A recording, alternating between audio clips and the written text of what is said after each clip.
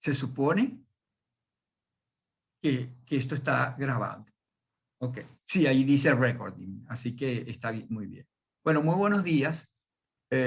Tengan mis queridos alumnos.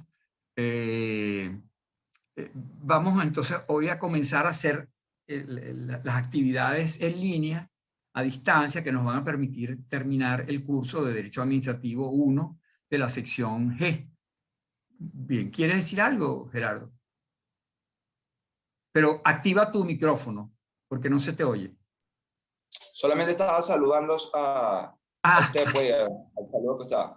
Ok, muy bien, está bien. Un buen saludo, un gran gusto en tenerlos por aquí, Andrea, Gerardo y Astrid, que siempre eran de los consecuentes que asistían a las clases, que iban, de hecho, Gerardo salió muy bien en el primer parcial, y bueno, me alegra pues que estén aquí y vamos a tratar de llevar con bien este curso, pues hasta que finalicemos.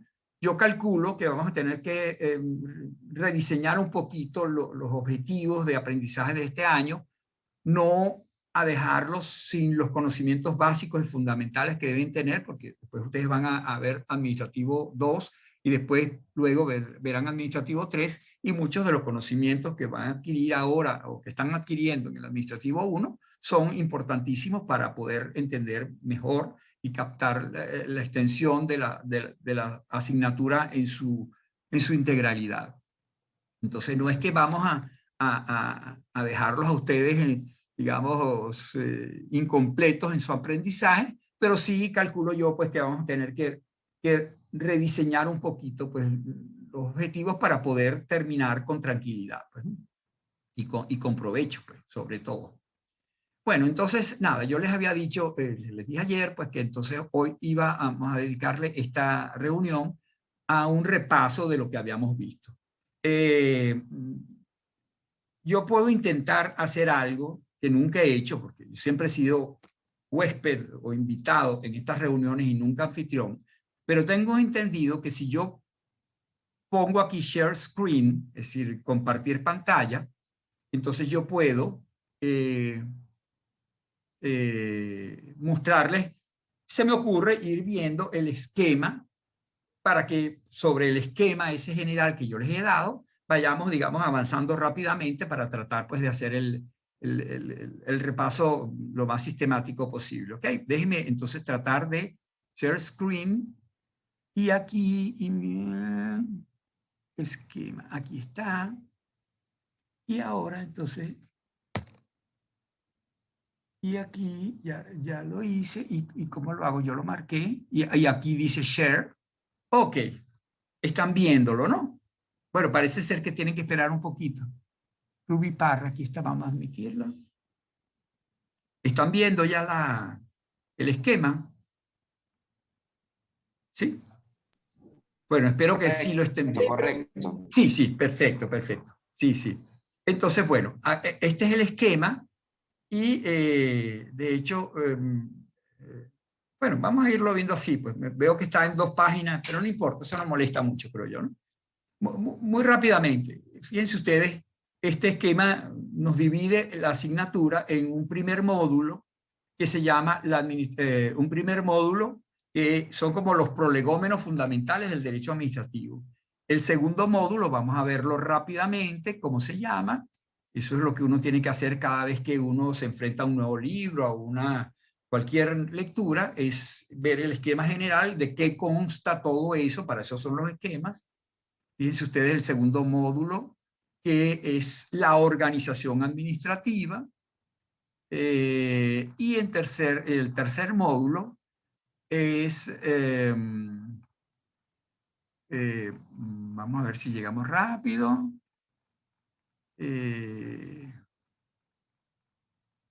Como que ahí se termina. No, aquí está. Los recursos de la organización administrativa. Esto es lo que yo no sé si vamos a tener mucha oportunidad de cubrir, pero bueno, al menos algunas palabras se dirán, algunas cosas muy sucintas diremos al final con respecto a esto. Esos son esos 3 módulos. Primero, una visión general del programa, de la asignatura, pues qué es el derecho administrativo, qué es la administración pública. En segundo lugar, la organización administrativa y en tercer lugar, los recursos de la organización administrativa.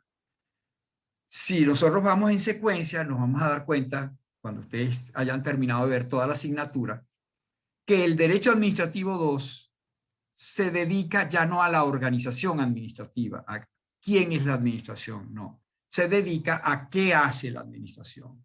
Entonces vamos a ver justamente que la administración puede ser aproximada desde dos perspectivas. Por un lado, ¿quién es la administración? ¿Quiénes son los sujetos que componen la administración? Y en una segunda manera de ver la administración es ¿qué hace la administración? Eso va a tener importancia luego para la definición de la administración pública, que ya vamos a tocar eso, ¿no?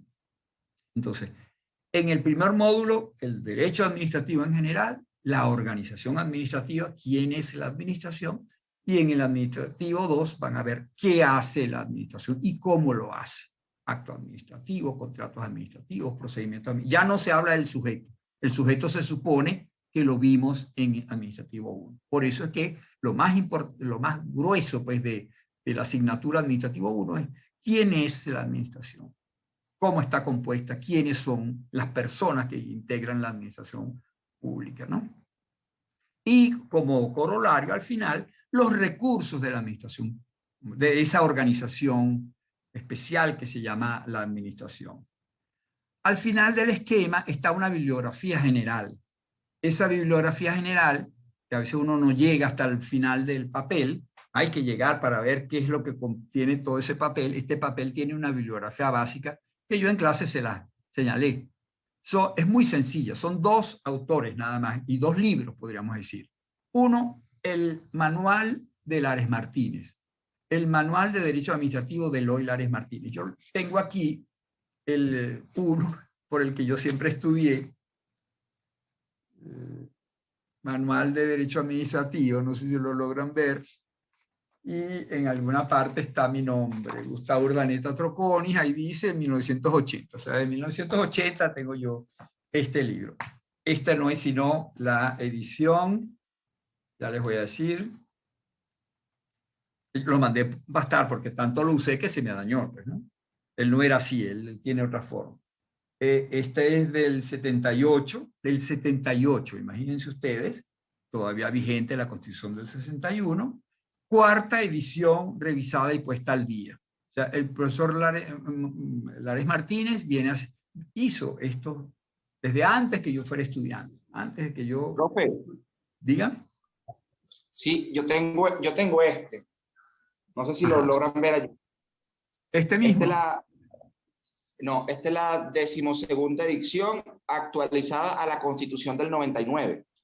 Ajá, correcto. Creo que se ve ahí. Exactamente, ese es. Está muy bien, Gerardo. ¿Por qué? Porque ustedes se podrán dar cuenta que el anterior era conforme a la Constitución del 61. Y hay muchos elementos del derecho administrativo que fueron tocados de alguna forma por la Constitución del 99. De tal manera que todo lo que es teoría general, que no hace referencia al ordenamiento jurídico presente, sino digamos a una teoría general, puede ser revisado por una edición anterior a la Constitución del 99. Pero todo lo que tenga que ver con previsiones de la Constitución tienen que ser vistos a través de una edición más reciente, como esta que dice actualizada a la Constitución de 1999. Por cierto que el profesor Lares Martínez falleció hace ya como unos 10 años más o menos y ha seguido reeditándose el libro y poniéndose al día. Lo hace un nieto de él, Rodrigo, creo que se llama Rodrigo Lares, creo que se llama él, que ha hecho esa labor de mantener vigente el libro de su abuelo, y porque mucha gente hemos estudiado por el libro de Lares Martínez. Es un libro que el que se lo pueda cómpreselo porque aún después de graduarse y en el ejercicio profesional, cada vez que, imaginen que ustedes están trabajando en materia laboral o materia mercantil o penal, pero les toca algún tema de derecho administrativo y no se acuerdan muy bien, bueno, busquen Lares Martínez, lo primero que deben tener a mano, porque es muy sencillo, pues es muy accesible y tiene como que el ABC inicial, ¿no? Pero por supuesto ese libro es ligero y sencillo, que comprende los tres administrativos, administrativo 1, 2 y 3. Aquí hay materia del administrativo 1, del 2 y del 3. Por supuesto, no lo puede hacer de una manera muy profunda, lo hace de una manera bastante elemental e introductoria. En cambio, de una manera mucho más profunda, tenemos el manual de los que señalo a continuación en el esquema. José Peña Solís, Manual de Derecho Administrativo, concretamente volumen 1 y 2. Justamente el que tengo yo aquí es el volumen 3, y ese volumen 3 no lo van ustedes a ver ahora en Administrativo 1. El volumen 3 es para Administrativo 2, pero en cambio para el Administrativo 1 están el volumen 1 y el 2, que son de este mismo gordo. Entonces, 2 libros para una sola asignatura. Se podrán imaginar entonces que todos los temas están tocados de una manera muchísimo más exhaustiva, más profunda, más documentada, con muchas menciones a la jurisprudencia y a la doctrina, que a veces incluso a los alumnos de segundo año les parece excesivo, ¿no? Es bastante, los abruma un poco porque hay mucha información. Bueno, eso no es malo. O sea, más bien al contrario es bueno. Es decir, que uno tenga un libro en el cual hay mucha información. Lo que pasa es que cuando yo soy un alumno de Derecho Administrativo 1 en segundo año, yo no tengo solamente administrativo para leer, yo tengo que leer penal y civil y romano. Entonces, no me puedo dar el lujo de pasarme horas y todo el tiempo mío de estudio estudiando derecho administrativo. Entonces, por eso es que hay que ir rápido al libro de Peña Solís, leérselo como se lee, de esa manera, ver el esquema, qué es lo que trata este tema, cuántas páginas tiene, cómo está compuesto, y después que lo empiezo a ver de esa manera, empiezo a leerlo, y cuando lo voy leyendo, voy tratando de determinar dónde están las ideas básicas, las ideas secundarias. Me voy a quedar con las ideas básicas fundamentalmente, ¿no? Los conceptos, las clasificaciones, las distinciones, eso es lo que voy a tener que sacar de allí. Y luego, con la técnica de estudios que ustedes manejen, lo van a ir traduciendo a su necesidad, subrayando, haciendo esquemas, haciendo resúmenes, como les sea a ustedes más cómodo, para que la próxima vez que vayan a acercarse a ese libro ya no tengan que leerse las 50 páginas del tema, sino que se leen las 8 páginas de resumen o el esquema o los subrayados, y con eso recuerdan todo aquello que aprendieron. Pues la primera vez aprendieron, pero que no memorizaron, que no tienen demasiado claro, que lo entendieron en su momento, pero que todavía no lo dominan. Entonces ahora, con un repaso, es cuando van caramba, por eso es que esto es así. Ok, esto es distinto de esto. Esa es la manera como uno aprende, ¿no? Justamente, o sea, apoderándose del conocimiento, no memorizando, sino apoderándose, o sea, dividiendo, o sea, que forme parte de nuestras neuronas, pues, y de nuestro equipo de razonamiento. Así se hace. Y cuesta un poco, pero una vez que uno lo domina, se da cuenta que esa es la manera más eficiente, pues, de estudiar. Por eso es que entonces el libro de Peña Solís lo tienen que leer con anticipación, y bueno, y allí van a ver lo útil que es. Hay muchas repeticiones, bueno, no importa, pues ya ustedes saben que eso es así, incluso medio sáltenselo un poco y vayan a otra parte nueva. Bueno, yo les había dicho que, porque hay algunos que no tienen los libros, no los han comprado, y la biblioteca de la facultad está cerrada.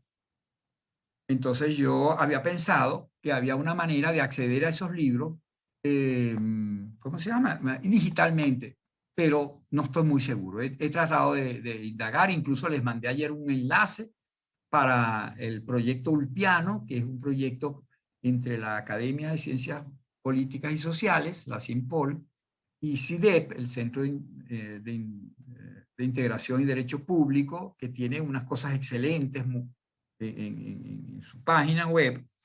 o en la página Derecho Administrativo en la UCB, que es una página que les recomiendo. Métanse Derecho Administrativo en la UCB, que es el nombre de la página, y allí van a tener bibliografía, información, eventos, etcétera, cosas muy útiles, pues, ¿no? Pero no, aparentemente el libro de Peñasolís, al menos el de Peñasolís, no está digitalizado. Creo que el de Lares Martínez como que sí está. Entonces, bueno, tendremos que buscar la manera en que ustedes manejen esos libros, porque el conocimiento está allí. Nosotros, a través de esta vía digital, no podemos suplir el aprendizaje de lo que está en los libros, porque en definitiva yo no hago más que repetir un poquito, condensar un poco lo que está en los libros. Eso no me lo inventé yo, ni se me ocurrió a mí, eso está en los libros. Yo lo he leído y lo he resumido y eso es lo que yo trato, digamos, de transmitirles a ustedes, ¿ok? Bueno, después de esto que me parece bien importante, a lo mejor ustedes ya lo tenían claro, pero yo prefería, digamos, quedar tranquilo en que vamos de nuevo entonces al comienzo del esquema y cualquier pregunta que tengan o comentario, ya saben, no tienen sino que hacerlo, ¿ok? Vamos entonces al primer módulo. El primer módulo es esa introducción general que nos va a explicar un poco qué es la administración, qué es el derecho administrativo. Y lo primero que debe tener claro quien se enfrenta al aprendizaje del derecho administrativo es que este derecho administrativo es un derecho que tiene unas características especiales, pues, y por ahí deberíamos comenzar. En primer lugar, es un derecho, un ordenamiento jurídico, un derecho reciente. Reciente en términos de la evolución humana, pues no es que fue anteayer, pues no fue en el año, no, en el siglo XXI, pues, viene del siglo XIX, finales del XIX y comienzos del siglo XX. Es cuando se va gestando pero en términos de la evolución humana, un derecho con un siglo y medio de existencia no es mucho. Piensen ustedes en el derecho civil que les viene de los romanos, pues 2000 años, 3000 años. Y a lo mejor desde antes, pues ya el Código Hammurabi ya tenía normas de derecho penal, o sea, el derecho penal también tiene 3000 años, pues probablemente. Y en cambio el derecho administrativo, el derecho mercantil, por ejemplo, es como de la edad moderna, es como la edad media y la edad moderna, cuando el comercio empieza, cuando el mundo empieza a dejar de ser edad media y todos encerrados en su rinconcito y empiezan a comunicarse y a comerciar unos con otros, entonces, y los barcos, y entonces traían de África para Europa y así, y se descubre América, ahí entonces comienza el derecho mercantil. ¿Por qué? Porque esa nueva realidad tiene que ser regulada por el derecho, y antes no existía y entonces no había derecho mercantil. Lo mismo el derecho del trabajo, cuando comienza en realidad el siglo XIX, que es cuando empieza la industrialización, empieza entonces a haber un trabajo asalariado, empieza a haber la clase obrera, que es la empleada de la clase propietaria, de los empresarios, y es necesario regular eso, ya no hay esclavitud, se abole no sé si se conjuga ese verbo, abolir, pero en todo caso se elimina del derecho la esclavitud y ya la forma de trabajo ya no es la esclavitud ni la servidumbre de tipo Edad Media, sino un trabajo libre a través de un contrato de trabajo entre el patrono y el trabajador. Y esa nueva realidad tiene que ser regulada por un nuevo derecho, que es el derecho laboral, el derecho del trabajo. Bueno, el derecho administrativo surge también en el siglo XIX. ¿Y por qué surge en el derecho en el siglo XIX? Porque surge la administración pública. Porque la administración pública no existía hasta ese momento, tal como la conocemos ahora. Claro que siempre hubo aparatos organizativos, digamos estados, pero el estado es el estado moderno, en realidad. Las formas de organización social se los habrán explicado ustedes en derecho constitucional el año pasado. En la época de los egipcios no había un estado propiamente dicho, ni los romanos tampoco, había un imperio eso, y unas relaciones políticas. Pero el estado tal como se concibe ahora es un estado que surge a partir de la edad moderna, con los estados nacionales absolutos. Ese estado nacional, es decir, construido en torno a una nacionalidad, España, Inglaterra, Francia, eso no existía antes, pues entonces lo que existía era el condado de Borgoña y el condado de aquí, el condado de allá y el marquesado y el ducado. Incluso así continuó siendo en el caso de Alemania hasta el siglo XIX, donde no había una Alemania, había pequeños reinados, Baviera, por aquí, por allá. Igual Italia tampoco era un estado, era Sicilia y así, pues el Piemonte y el otro, es decir, varios condados aislados. De tal forma, pues, que el Estado Nacional surge siglo XVIII, más o menos, y en algunos un poco más tarde, bajo la forma del Estado absoluto. Ese Estado Nacional es un Estado que concentra el poder de una manera como hasta ese momento probablemente no existía, porque era la necesidad de poder consolidarse como un Estado, como una unidad de personas, de tierras, de propiedades, de instituciones, y entonces surge el Estado, con esos tres componentes que ustedes conocen: territorio, población y organización del poder, el poder organizado.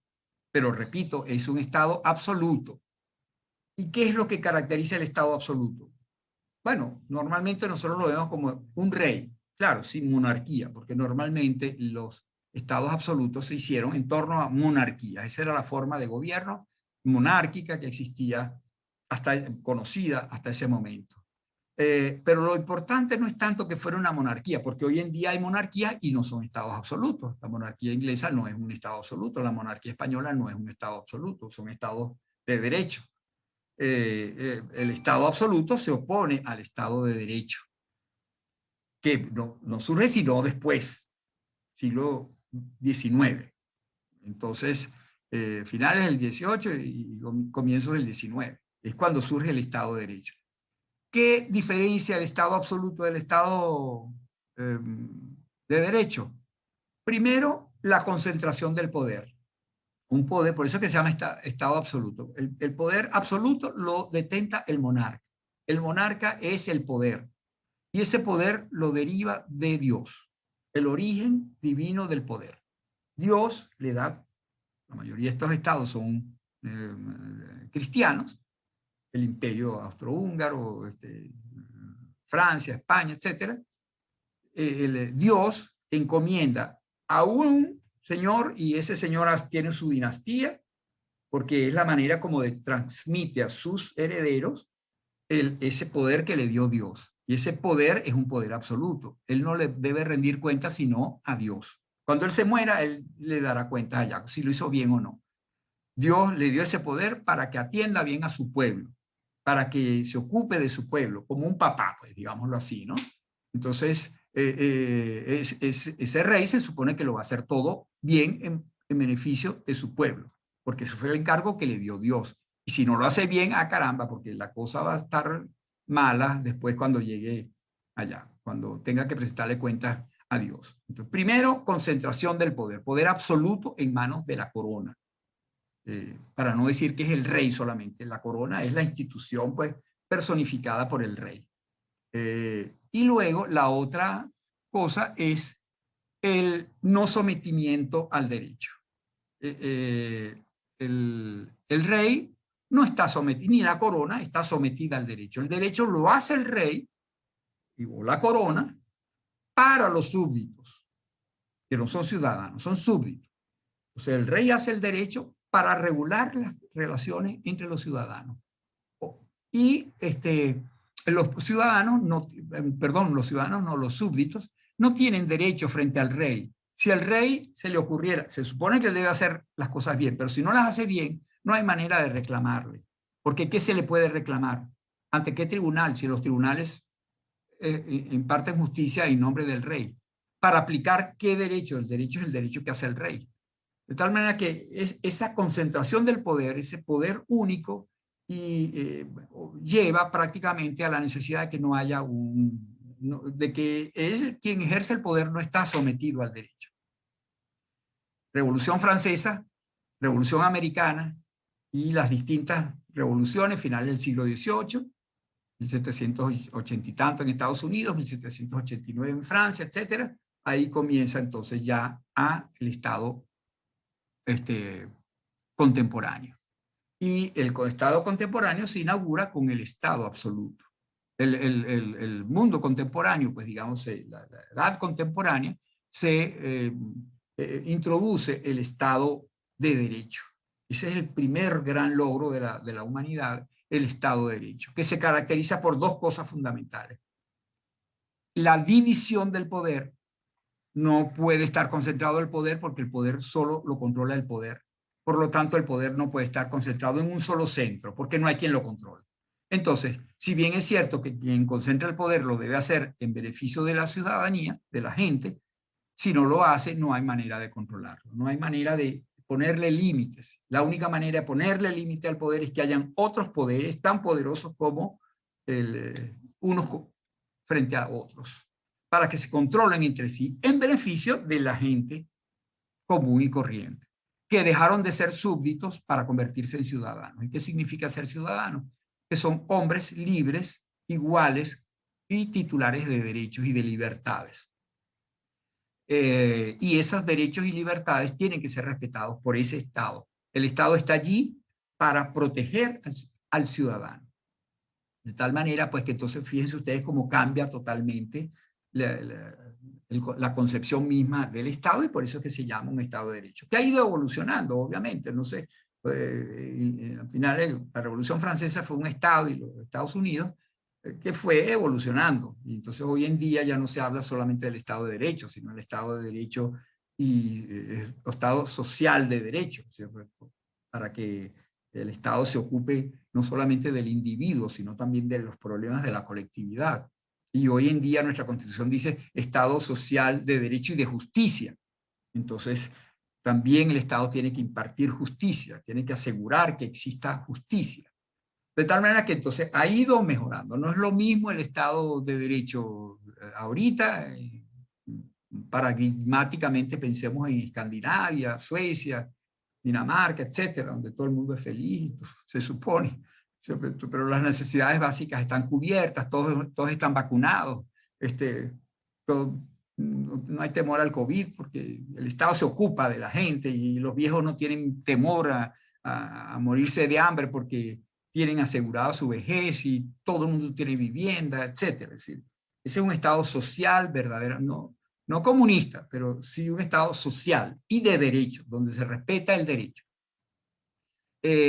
Bueno, todo eso lo saben ustedes perfectamente por derecho constitucional, porque leen la prensa, porque están enterados, porque sus lecturas les permiten. ¿Cómo encaja la administración pública allí? Bueno, es que la administración pública nace cuando nace el Estado de Derecho, porque allí es cuando hay una división de poderes, y en la división de poderes no todos los poderes hacen lo mismo. Hay unos que legislan, poder legislativo, hay otros que juzgan, poder judicial, la jurisdicción, y está el poder ejecutivo. Esa es la división clásica. Bueno, ¿qué hace el poder ejecutivo? Fundamentalmente dirige, digamos, es el que se ocupa de llevar adelante todas las tareas que competen a la sociedad, y que por lo demás, yo no sé si esto se va a acabar ahorita. Si se acabara, me gustaría que repitiéramos una nueva ronda, y lo hacemos creo que de la misma manera como hicimos ahora, o sea, con el mismo enlace volvemos a entrar, ¿ok? Ayer, cuando programé la reunión, me prometió Zoom que estaban muy generosos y que me iban a regalar hoy el que no íbamos a tener limitación de tiempo. Vamos a decir la verdad. Supongo que tienen palabra y que lo van a cumplir. Entonces podemos continuar sin problema. Pero repito, si no, se nos interrumpiera, pues volvemos a entrar por un ratico más, un rato más, para que terminemos. Sí, diga, Gerardo. Ahorita me llegó un mensaje donde decía que, o donde manifestaba Zoom, que ya no tenía límite la reunión. Ah, tú ves, fíjate, ok. Tú ves. O sea, va a cumplir su palabra, entonces. Está muy bien. Aparentemente, según me dijeron, es que esta es la primera vez que yo utilizo el Zoom como anfitrión, la primera vez que hago en una reunión, y que inicialmente entonces ellos son así como bien generosos para tratar de engancharme. Bueno, ya veremos si lo haremos, pues, ¿no? Si no, pues continuamos por esta fórmula.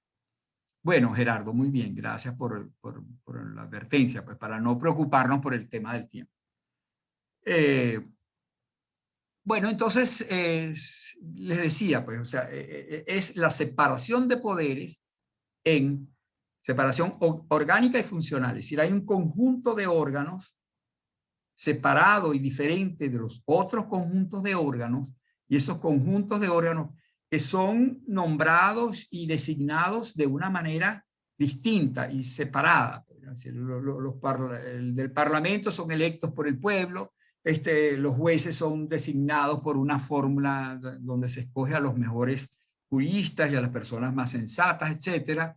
El Poder Ejecutivo a veces deriva del pueblo también, cuando es un sistema presidencial, y a veces deriva indirectamente del Parlamento. Es el Parlamento quien nombra el gobierno. Bueno, puede haber distintas fórmulas, porque no hay un solo tipo de forma de gobierno, pero en todos ellos hay una separación de poderes orgánica, órganos distintos, y funcional. Cada conjunto orgánico se ocupa de una función estatal. Básicamente, de manera sencilla, el Parlamento legisla, los tribunales juzgan y el Poder Ejecutivo, como sea, presidente de la República o primer ministro y gabinete ministerial, en el caso de los gobiernos parlamentarios, ¿qué hacen? Bueno, fijan el rumbo de la política, digámoslo así, durante un tiempo, el tiempo porque son alternativos, entonces no es que están ahí para toda la vida como los reyes, sino que mediante elecciones, que es la forma como el pueblo, digamos, designa a quienes van a temporalmente ejercer en su nombre y en su beneficio del pueblo, de los ciudadanos, el poder público del cual están investidos a través del voto popular. Entonces, ellos se encargan de decir, durante un tiempo, fijar el rumbo político, es decir, va a haber vacunación o no, va a haber control de cambio o no, va a haber pleno empleo o no, es decir, grandes políticas, vamos a darle prioridad a la educación, vamos a darle prioridad al turismo, es decir, esas grandes políticas las fija el Poder Ejecutivo y luego las ejecuta, es decir, las pone en práctica a través de los ministerios, a través de las instituciones que están por debajo del poder político para llevar adelante en la vida real, en la sociedad, poner a funcionar los hospitales, las escuelas, hacer carreteras, poner presa a la gente, etc. Dar orden público, para decirlo de otra manera menos vulgar. Bueno, esa es, digamos, el Poder Ejecutivo.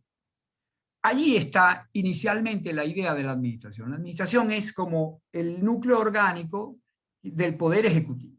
Y esa es la administración, porque ella diferente un poco del gobierno. El gobierno es quien fija la política y la administración es quien la plasma, quien la lleva adelante. Ahora, justamente cuando esa administración empieza a trabajar, comienzos del siglo XIX en Francia, en Estados Unidos, en todas partes, empieza digamos, a conectarse con los ciudadanos y a establecer relaciones, a veces lo hace bien, a veces no lo hace tan bien. Si los ciudadanos se ven afectados por lo que hace la administración, quieren reclamarle a la administración, ¿cómo lo hacen? Pueden reclamarle.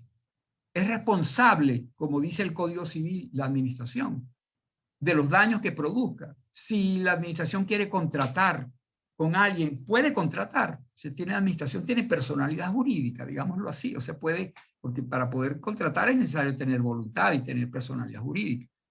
Entonces, ahí empieza a sentirse la necesidad de que la administración esté regulada por el derecho. Lo que no ocurría con el rey. El rey hacía lo que quería y ya, pues. Quería esa casa y mandaba a la guardia y ya le quitaban la casa al hombre. Y si el hombre protestaba mucho, de repente lo mandaban preso. Y si no se dejaba, pues le decía al tribunal y el tribunal lo juzgaba y lo condenaba. Pues es decir, todo se hacía digamos, estoy caricaturizando un poco, claro que se había como una especie de derecho, pero el ordenamiento jurídico no protegía al súbdito, protegía el poder real, el poder de las instituciones. En cambio, entonces no había manera es decir, no se pensaba siquiera que el Estado estuviera sujeto a derecho. Ahora sí está sujeto a derecho, porque está el principio de legalidad. Está la separación de poder y el principio de legalidad. Ahora la administración, que es una parte del Estado, no es todo el Estado, sino una parte del Estado, está sometida a derecho. ¿Cuál derecho?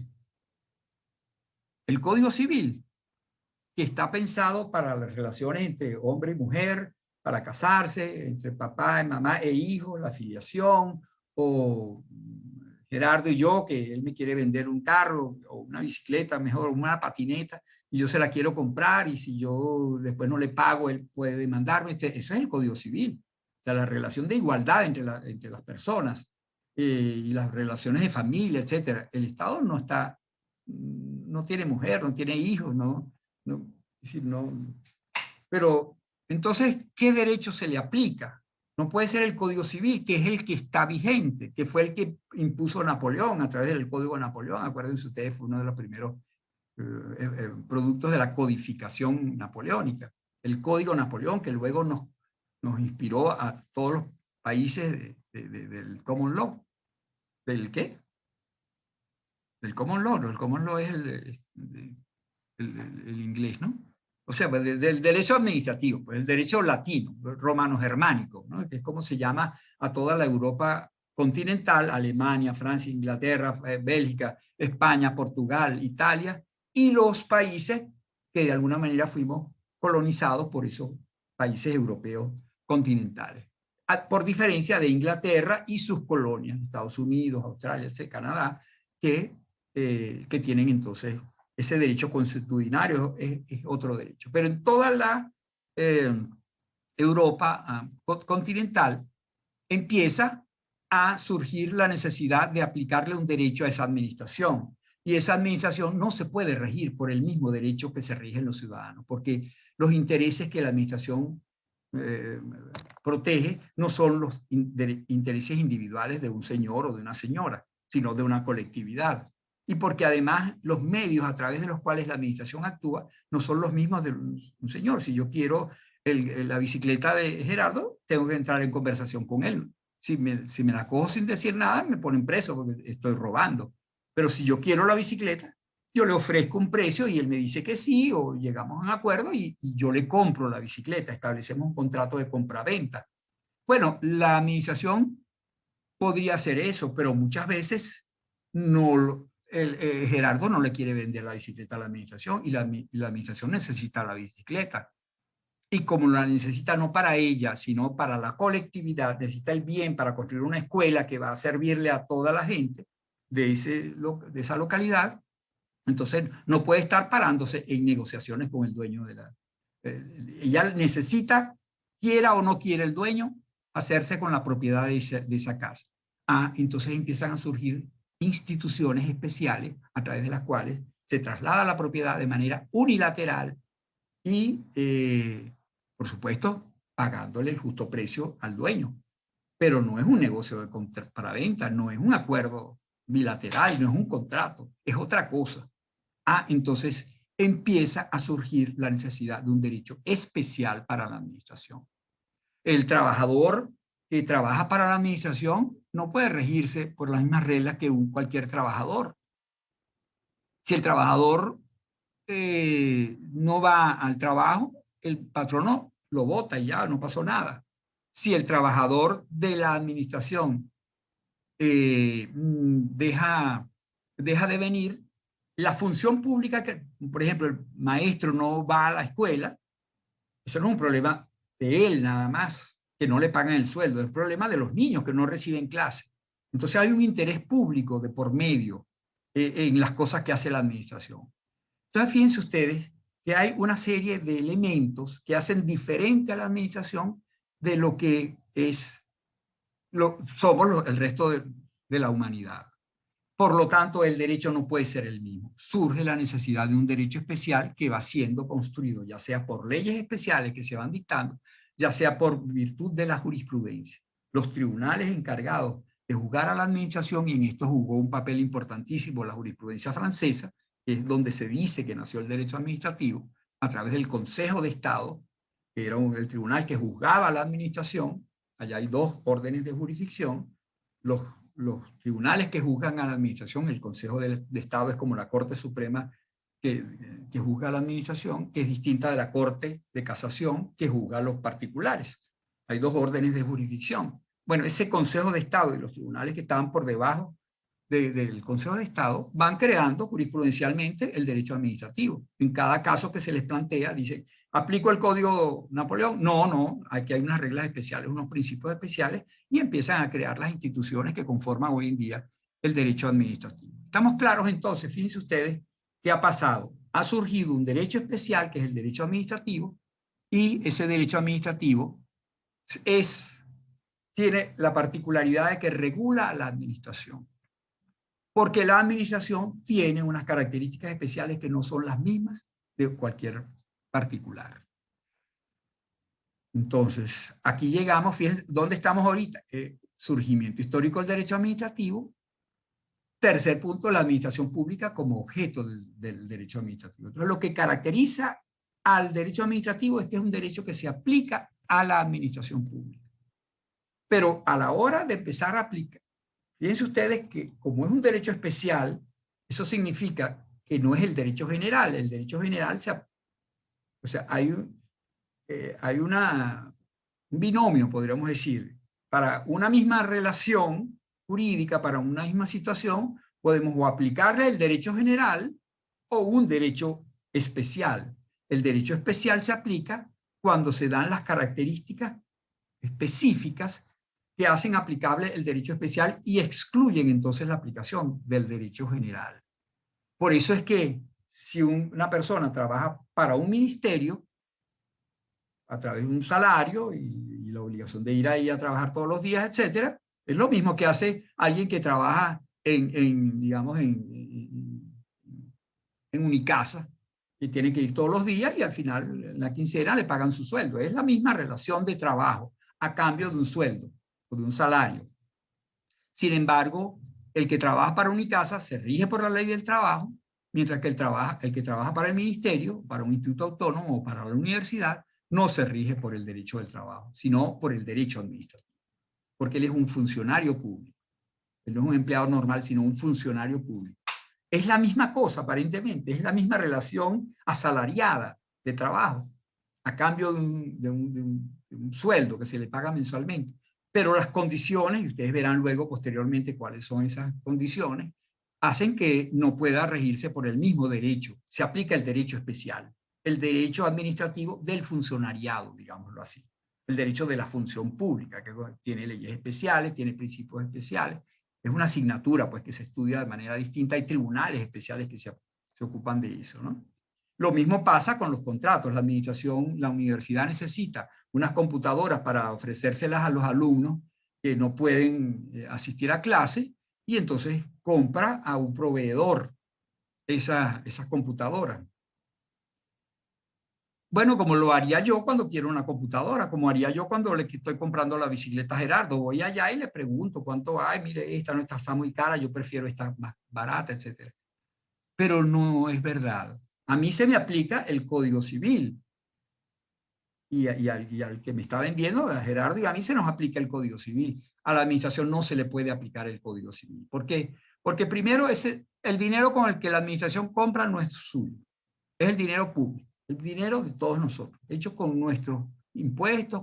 Entonces, hay que cuidar, ese dinero hay que cuidarlo. No lo cuida la administración como cuida Gerardo su plata o como la cuido yo, porque esa me duele y esa es mía. En cambio, la de la administración es de todo, y cuando algo es de todo es como que es de nadie, ¿no? Entonces, hay que establecer unas reglas especiales para la manera como se contrata y cómo se maneja el dinero de la administración. Otra cosa, cuando la administración compra la computadora, no es lo mismo que cuando yo le compro la computadora a Gerardo. ¿Por qué? Porque si yo no tengo la computadora, bueno, yo después reclamaré, lo demandaré a él, veré cómo hago, le caigo a golpes, pues sí, bueno, no, porque si le caigo a golpes, lo más probable es que vaya preso también, pues y además con toda razón. Pero la administración no se puede permitir ese lujo. La administración tiene que brindar el servicio educativo. Por lo tanto, para ella es gravísimo que las computadoras no sirvan, aunque no tengan las especificidades que le habíamos prometido. De tal manera que ella debe tener unos mecanismos que le permitan, entonces, si no son esas computadoras, otras que la empresa tiene que suministrarle. Ella interviene en la empresa, hay alguna forma que... ¿Se dan cuenta? Entonces, hay otra cosa. Además de eso, la administración, por lo mismo que tiene esos poderes especiales frente al particular, tiene que estar regulada de manera distinta. No es lo mismo el Código Civil para regular el contrato de compraventa que la ley que regule la expropiación. Porque, por ejemplo, el precio en la compraventa lo fijamos de mutuo acuerdo los dos, pero en la expropiación no se va a fijar de mutuo acuerdo. Tiene que ser un tercero, un comité de peritos, quien fije la expropiación y lo homologue un juez para que esté como pendiente de que las cosas se hagan como debe ser, no en desmedro de los derechos del particular, pero garantizando que la administración termine haciéndose con la propiedad de ese bien que necesita para un interés público.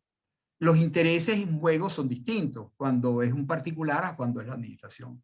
Entonces, ¿en qué consiste la administración en definitiva? O sea, ¿qué es lo que define a la administración? ¿Ese servicio público que ella brinda? ¿O ese interés colectivo que ella protege? ¿O esos poderes especiales que ella tiene para lograr sus fines? ¿O la organización? Es decir, es que la administración es un ser humano, es un ser, una organización, y a ella se aplica. Bueno, a responder esa pregunta viene la tercera parte. ¿Qué es la administración? La administración, entonces, fue lo que vimos en clase, puede ser vista como un sujeto o puede ser vista como un objeto, como un qué, como quién hace las cosas o como qué hace. Y eso no lo invento yo, eso lo ha dicho justamente la jurisprudencia, la doctrina, etcétera. Hay distintas teorías que tratan de identificar qué es la administración, porque es muy importante esto. ¿Por qué? Porque de acuerdo a cómo se identifique la administración, tendremos un ámbito de aplicación del derecho administrativo más amplio o menos amplio. Aquello que sea administración estará regulado por el derecho administrativo y aquello que no es administración estará regulado por el derecho ordinario, por el derecho general. Y allí entonces justamente vienen estas distintas teorías que yo se las he reducido pues, en esta explicación breve que les acabo de decir. Algunas de ellas ven a la administración como un sujeto y entonces, bueno, ¿qué características tiene ese sujeto?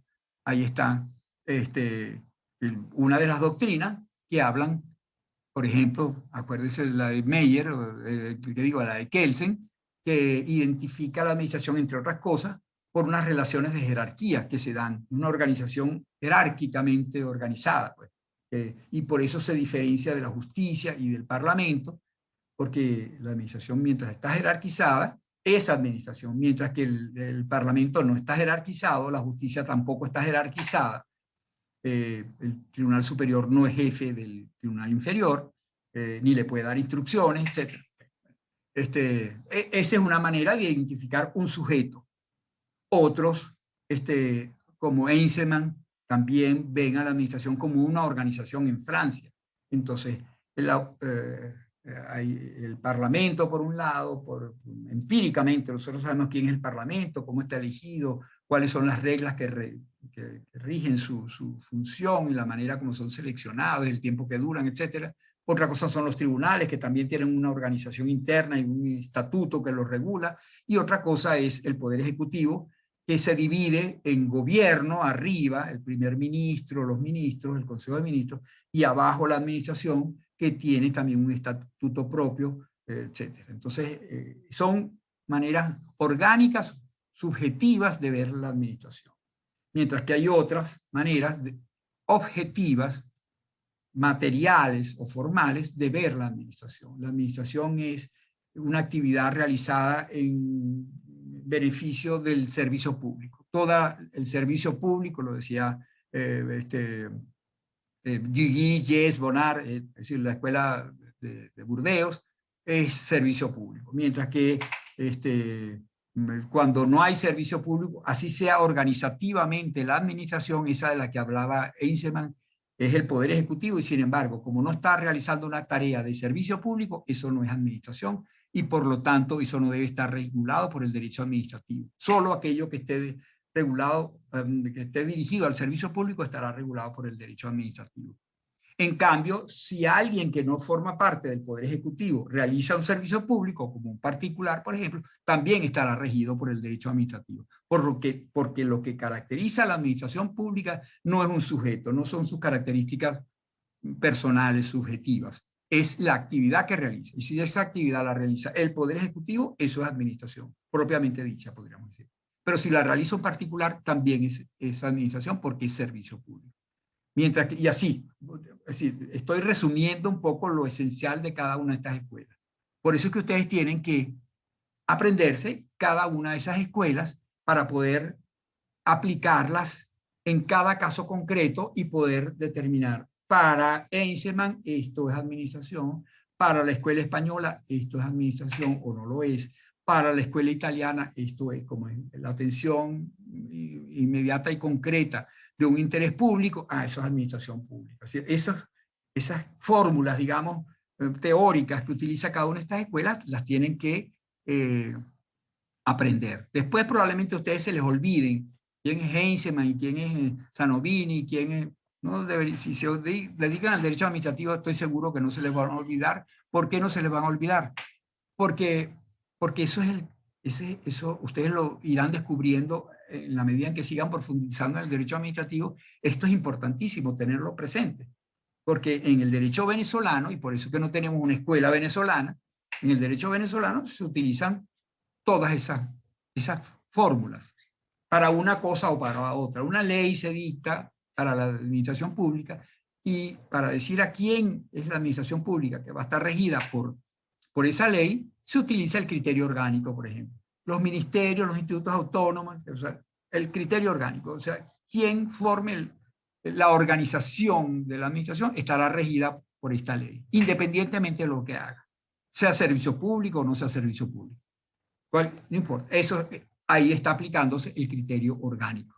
En cambio, una ley que se aplique a todos los que impartan educación, independientemente que la escuela sea pública o que sea privada, que sea de los jesuitas o que sea de los musulmanes, o de un instituto autónomo, de un estado, de un municipio, independientemente que sea el dueño de la escuela, se rige por esa ley, porque se está regulando el servicio público educativo.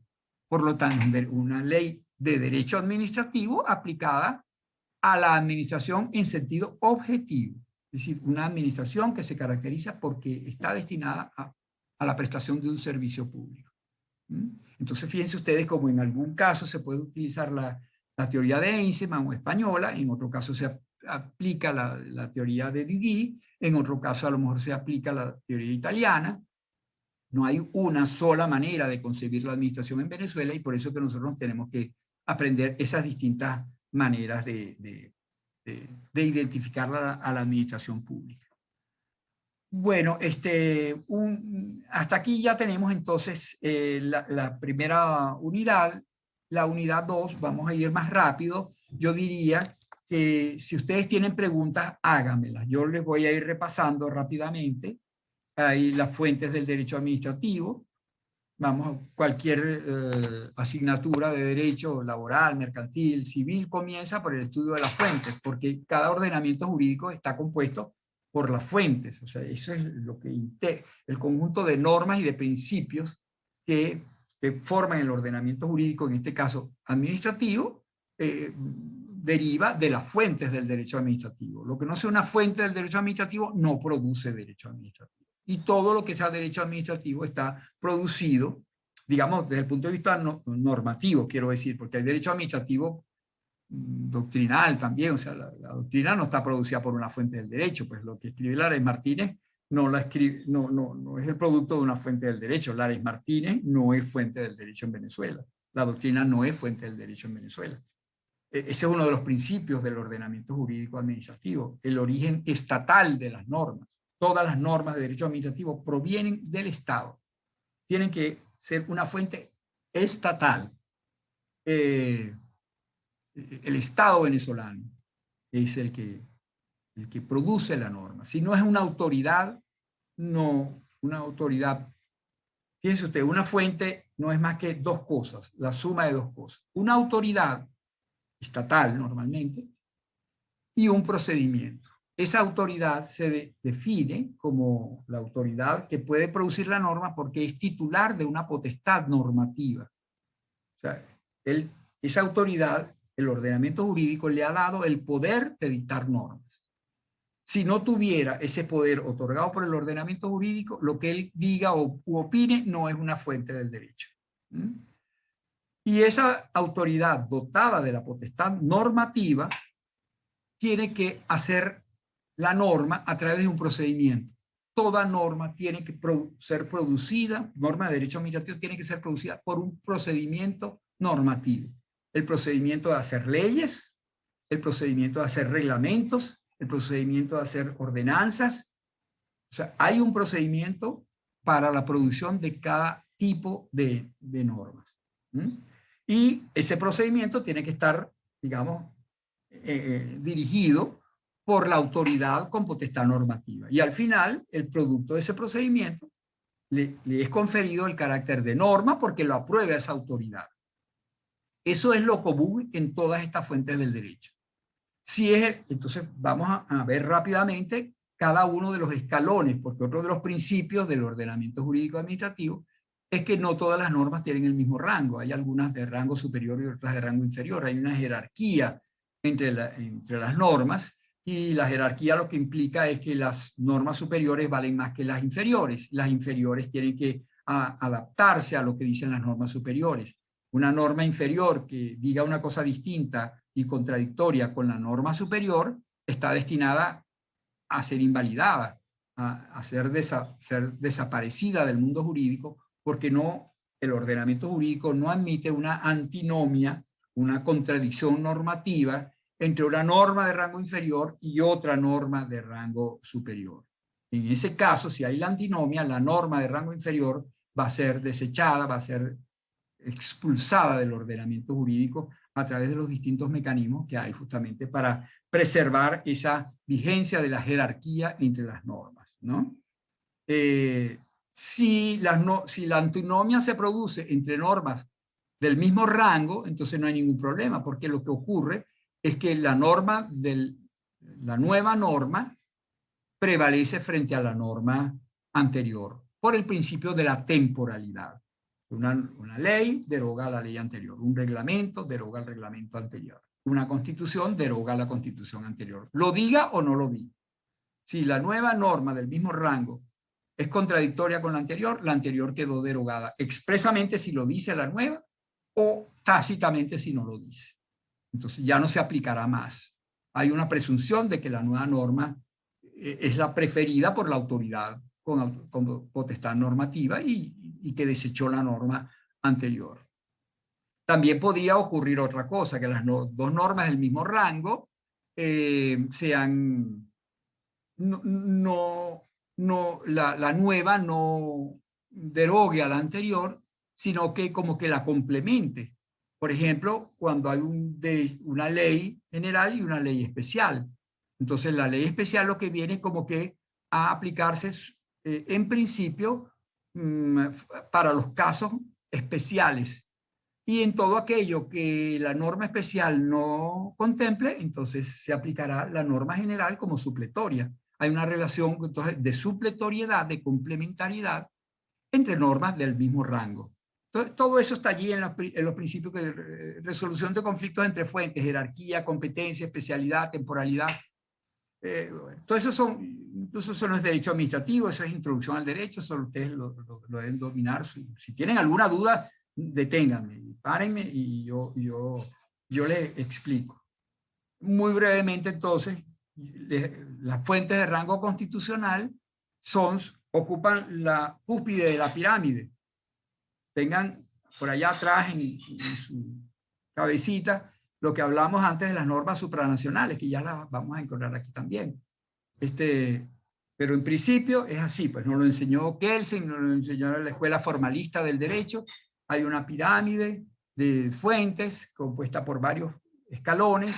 Las normas superiores son las que le dan legitimidad a las normas inferiores y por lo tanto las normas inferiores deben respetar lo que dicen las normas superiores. Y si no lo hacen, pues estas normas inferiores quedarán desechadas.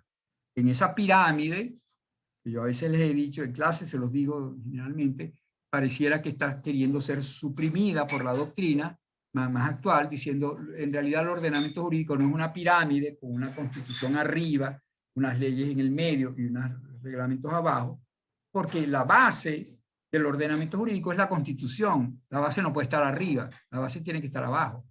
Entonces, en realidad, la Constitución es la raíz de un árbol. Es lo que le da sustento al árbol.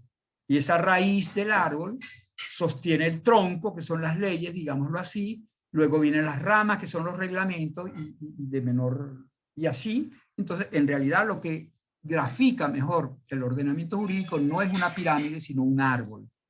El fundamento de ese árbol está en la Constitución, que es la raíz, y eso lo dice el artículo 7 de la Constitución actual, del 99.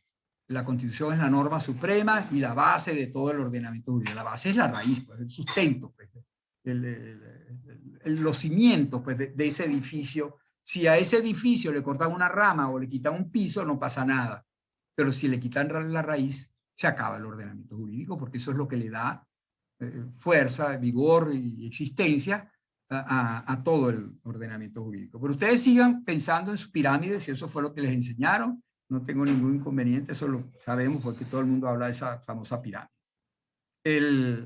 Bueno, en la cúspide o en la base de ese edificio están las normas constitucionales, normas supremas, que ya ustedes saben por derecho constitucional, que son que tiene un valor político fundamentalmente y durante muchísimo tiempo fue entendido como un instrumento político, la carta que hace nacer a una nación y que le da, es como la bandera, como el himno, digamos un símbolo, y ahí está plasmado pues el desideratum de hacia dónde va ese conglomerado. Pero hoy en día, además de ese valor político que lo sigue teniendo, la Constitución también tiene valor normativo. Entonces, el significado de la Constitución hoy en día es que es una norma aplicable dentro del ordenamiento jurídico.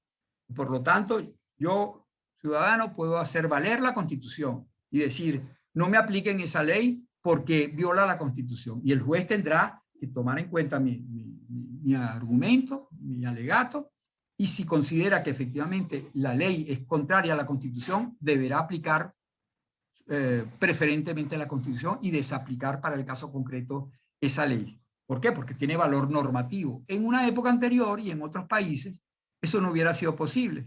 Si hubiera dicho, no, mire, la ley es la ley. Si a usted le parece que es inconstitucional, bueno, vaya y reclame al Parlamento, no vote de nuevo por esos diputados. Pero la ley es la norma suprema. Y para eso son elegidos los parlamentos. Bueno, eso ya no existe. Hoy en día la Constitución forma parte del ordenamiento jurídico, es una norma, tiene valor normativo. Aquellas teorías que hubo en alguna oportunidad de las normas programáticas, ¿no?, de la Constitución, que eran unas normas que establecían un programa y mientras el programa no fuera desarrollado por el legislador no entraban en vigencia. Eso lo sostuvo en una época la Corte Suprema de Justicia y eso alguna vez lo ha dicho este Tribunal Supremo. Pero eso es una aberración, eso no es verdad. Eso es contrario a los pactos de derechos humanos, etcétera, y las constituciones hoy en día son de aplicación inmediata, son normas de aplicación inmediata, le dice nuestra propia Constitución, artículo 7 de la Constitución. Y luego,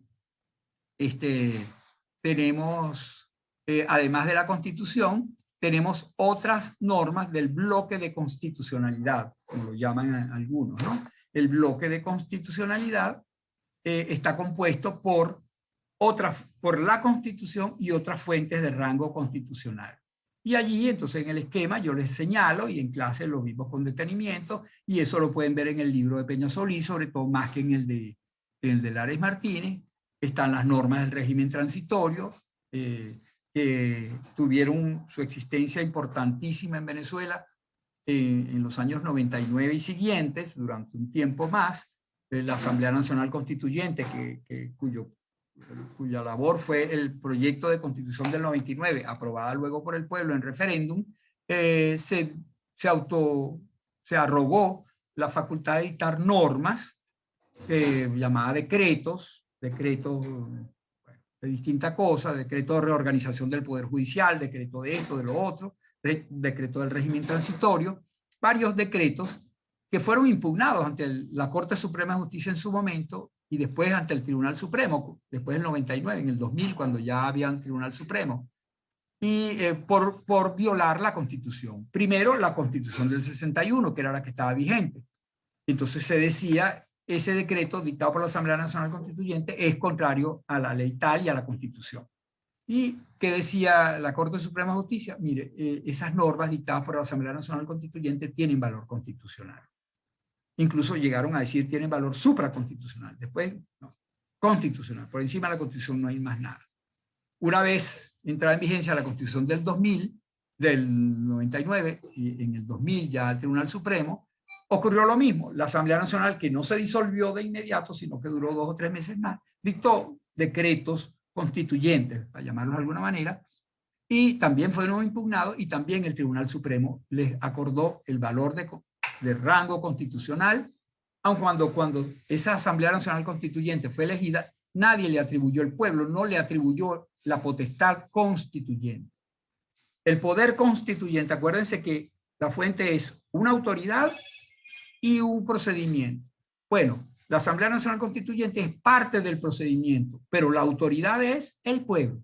El pueblo es el soberano, el poder constituyente. El que puede decir que vamos a cambiar constitución es el pueblo. Por eso es que es el que puede convocar a la Asamblea Nacional Constituyente. Si no la convoca él y la convoca el presidente de la República o quien quiera, o el Papa o el que sea, eso no es válido. Eso es contrario a la Constitución. El pueblo es el que puede decir, queremos cambiar la Constitución y vamos a nombrar una Asamblea Nacional Constituyente para encomendarle la función de elaborar un proyecto de Constitución. Ellos no van a hacer la Constitución. Ellos no tienen poder constituyente. Ellos no pueden dictar normas de rango constitucional.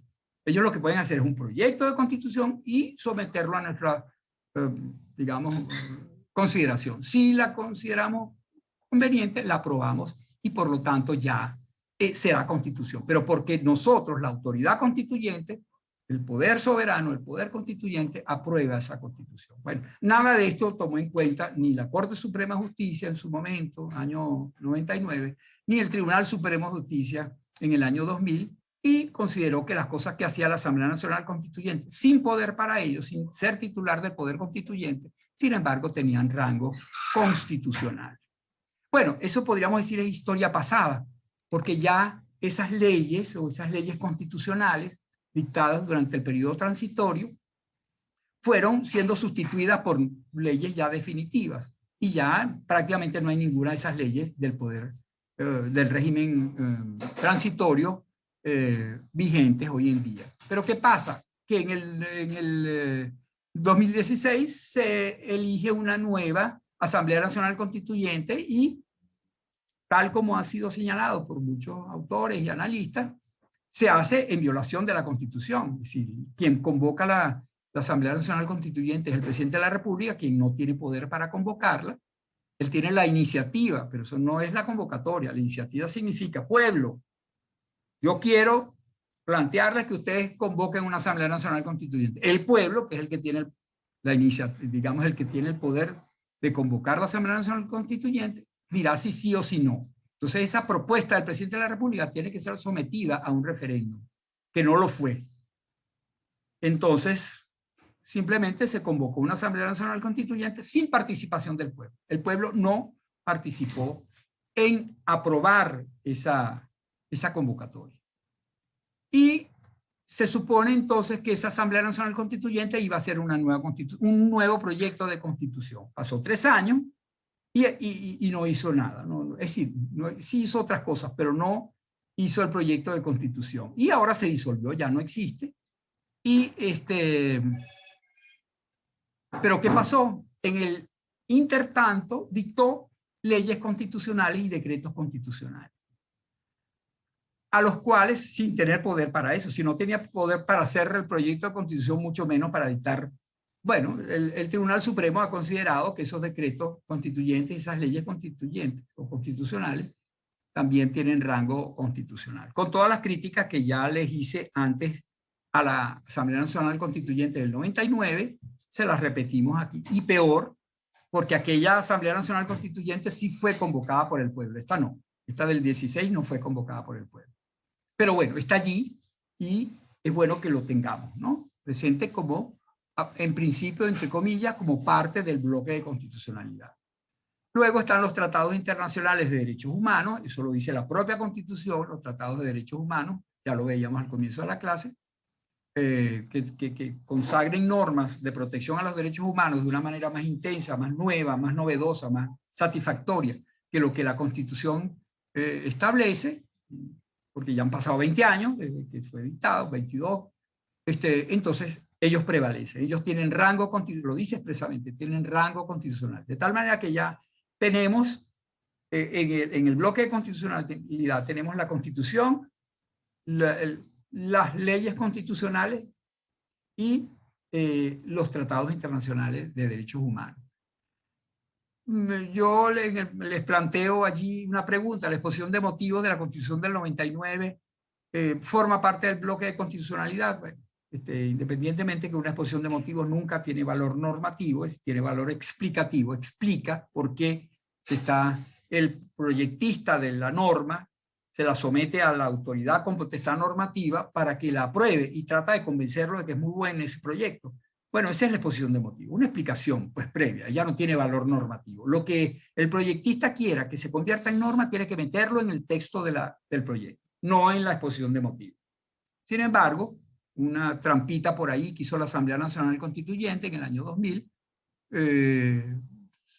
agarró una exposición de motivos que no se la había sometido nunca al pueblo, que era la autoridad constituyente, la hizo imprimir 3 meses después como parte de la Constitución, con lo cual, y en esa exposición de motivos hay elementos normativos, normas que dicen, y esto será así.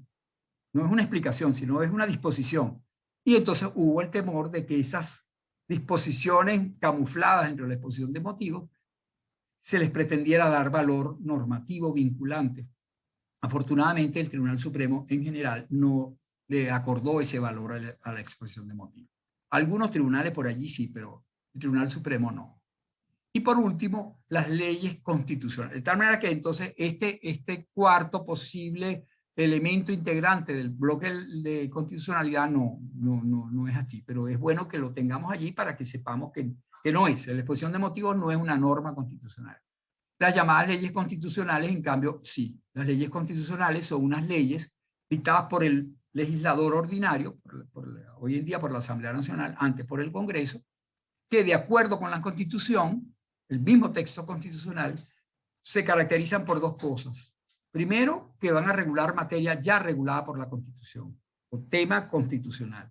Esa ley constitucional, entonces, esa ley ordinaria, digámoslo así, va a regular un tema ya regulado por la Constitución de una determinada manera. Y segundo, esa ley puede disponer cosas distintas a las que dice la Constitución. No dice la Constitución, no lo dice ni la del 61 ni lo dice la del 99, que esas disposiciones contrarias a la Constitución van a tener valor constitucional. Pero la lógica lo dice así: si la propia Constitución permite al legislador legislar de una manera distinta una materia de una manera distinta como lo hace la propia Constitución, es porque le está dando al legislador ordinario el poder de modificar las leyes constitucionales, las disposiciones constitucionales. Es decir, le está acordando un poder constituyente derivado al legislador. Y, por lo tanto, conclusión de la doctrina, esas leyes son leyes constitucionales, con el mismo valor que la Constitución. Una vez que se dicta la ley, esa ley integra el bloque de constitucionalidad y, por lo tanto, si se quisiera modificar, hay que proceder por la vía de la modificación constitucional, de la reforma o la enmienda. Bueno, lo que queda aquí nada más es simplemente los mecanismos de control del gran principio de ese bloque de constitucionalidad, que es el bloque que es la primacía constitucional. La gracia, digamos, de que las normas pertenezcan al bloque de constitucionalidad es que priman frente a todas las demás. Tienen primacía frente a todas las demás normas del ordenamiento jurídico.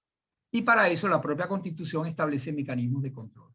Mecanismos que tratan de proteger la primacía constitucional desde el punto de vista material y mecanismos que tratan de proteger la primacía de la Constitución desde el punto de vista formal. Entonces, la primacía constitucional desde el punto de vista material implica que la norma constitucional debe valer más que las otras normas. Y bueno, entonces ahí están los medios objetivos o subjetivos a través de los cuales el ordenamiento jurídico hace que prevalezca la norma superior constitucional sobre las otras. El recurso de inconstitucionalidad de las leyes o el recurso de amparo. El recurso de amparo es un medio de protección individual o subjetivo, mientras que el recurso de inconstitucionalidad es un mecanismo objetivo, que no protege a nadie en particular, sino que protege a la Constitución. Eso está claro. Mientras que eso es los mecanismos de protección de la primacía constitucional desde el punto de vista material. Y desde el punto de vista formal, entonces estos mecanismos lo que tratan de hacer es que modificar la Constitución sea más complicado que modificar cualquier otra norma. Hace complejo el procedimiento de elaboración de una nueva norma constitucional. ¿Por qué? Porque incorpora muchas voluntades. Opinión de este, referéndum, participación del otro, opinión favorable del otro. ¿Por qué? Porque como la Constitución tiene mayor valor que lo demás, no puede ser dictada entre gallos y medianoche. Tiene que ser una cosa reflexionada, discutida, ventilada, que todo el mundo se entere de eso y que todo el mundo participe a ver si están de acuerdo o no en modificar la Constitución. Por eso los mecanismos formales de modificación de la Constitución son mucho más complejos y más calificados, podríamos decir. Esos son los mecanismos formales de protección de la primacía constitucional. Bueno, amigos, mire, ya estamos prácticamente aquí. Yo no sé si ustedes tienen alguna pregunta hasta ahora. Un vuelo de pájaro a las fuentes de rango legal. Y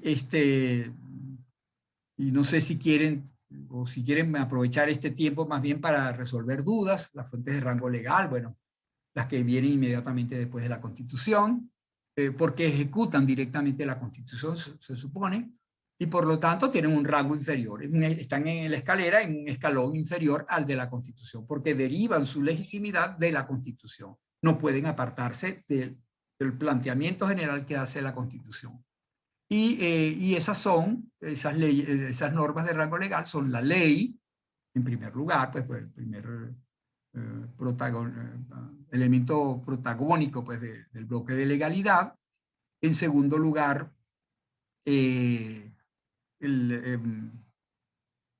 ¿dónde están? Ah, aquí está, perdón, no lo veía. En los decretos leyes. En tercer lugar, los tratados internacionales. Y en cuarto lugar, las normas comunitarias. La diferencia entre unos y otros son fundamentalmente el órgano o la autoridad que dicta unas y otras. La ley la dicta el Parlamento.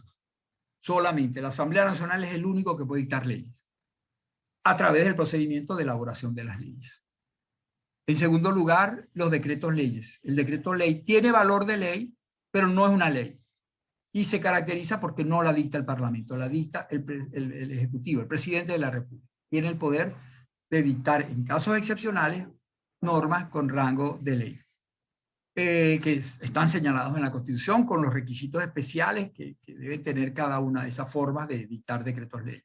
En tercer lugar, los tratados internacionales tienen también valor de ley y los dicta en principio el Ejecutivo, que es el que tiene el poder internacional, el que puede hacer los tratados, el presidente de la República, muchas veces por intermedio del canciller o por intermedio de los embajadores, pero no él solo, es un acto, un acuerdo, un convenio que tiene que ser suscrito entre la autoridad venezolana y el otro sujeto de derecho internacional, el otro país o la ONU o la OEA, es decir, el otro sujeto de derecho internacional. Entonces, tienen la fuente, si bien es por un lado la autoridad ejecutiva nacional, también lo es otra autoridad externa, otro país. Y encima, una vez que el convenio es aprobado, suscrito, pues digamos, por esas dos autoridades que acuerdan su voluntad, una externa y una interna, tiene que ser aprobado por el Parlamento. La Asamblea Nacional debe aprobar para su validez los tratados internacionales ratificados, aprobados, suscritos por Venezuela. Y por último, las normas comunitarias. Las normas comunitarias son unas normas dictadas por órganos supranacionales de un proceso de integración económica que está permitido por nuestra Constitución, en el artículo 149, creo, de la Constitución, donde habla pues, que Venezuela debe formar parte de acuerdos de integración latinoamericano del Caribe, y que las normas que se dicten en el marco de ese acuerdo de integración por las autoridades de ese acuerdo de integración tendrán valor en Venezuela sin necesidad de ser aprobadas por nadie. Basta con que la apruebe la autoridad supranacional que las dicta. Está previsto en los tratados de integración y entonces entrarán a formar parte del ordenamiento jurídico venezolano.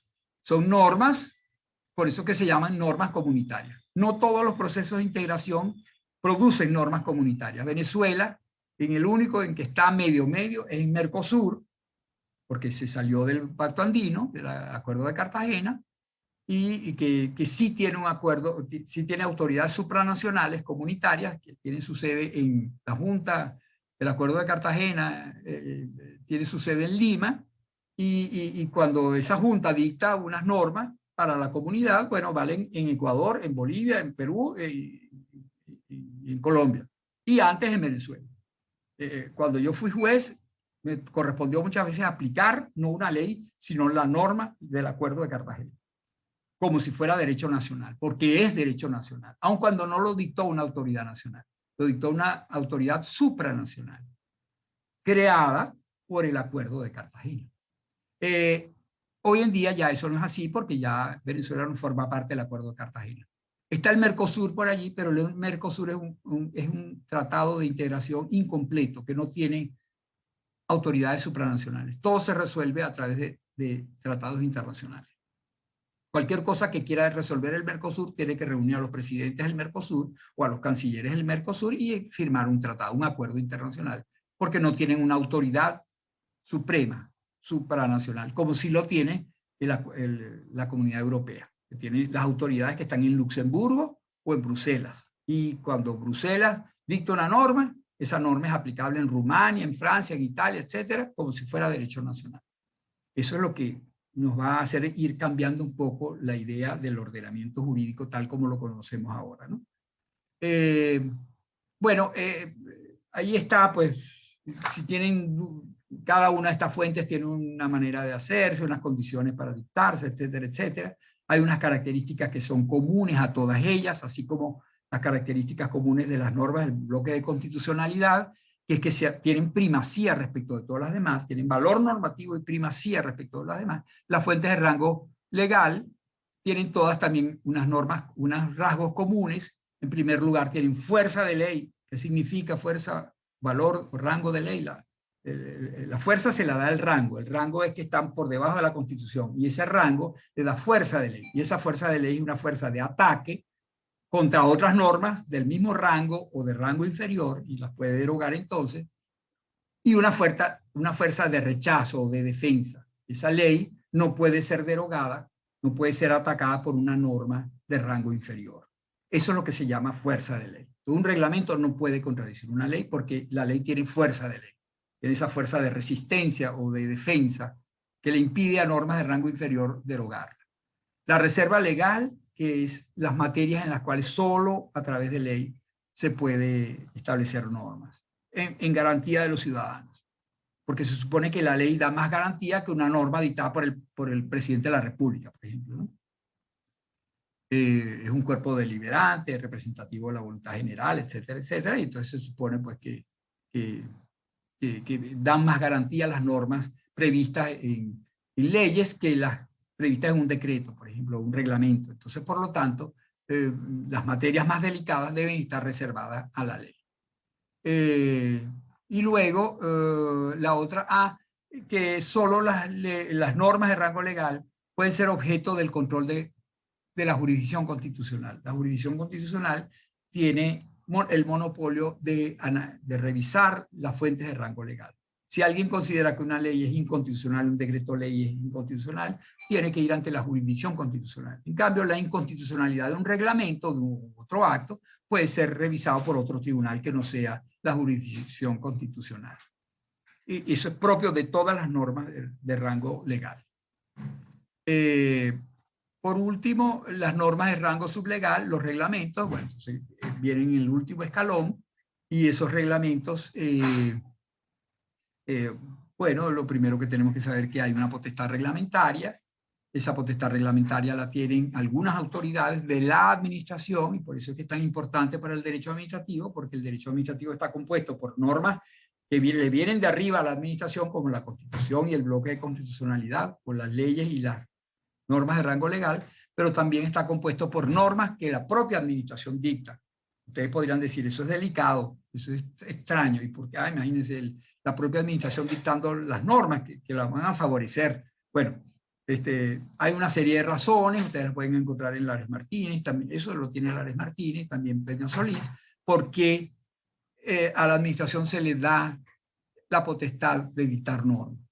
Bueno, sí, porque es que el legislador no puede hacerlo todo, porque no es suficiente, porque hay una serie de razones que exigen que haya una autoridad distinta al Parlamento que también tenga poder de dictar normas.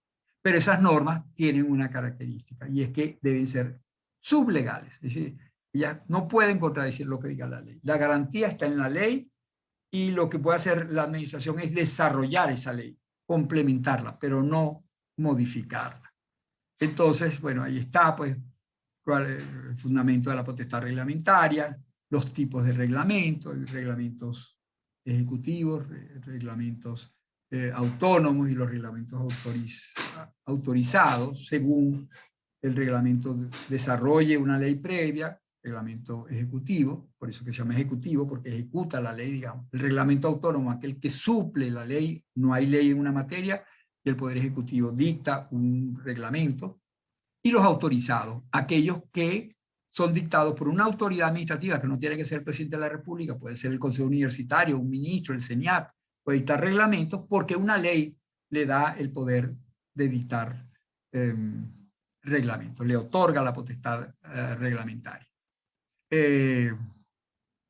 Bueno, eso es fundamentalmente los límites a la potestad reglamentaria, que no pueden contradecir la Constitución, no pueden contradecir las leyes, no pueden regular las materias de reserva legal. Bueno, eso es más o menos sencillo.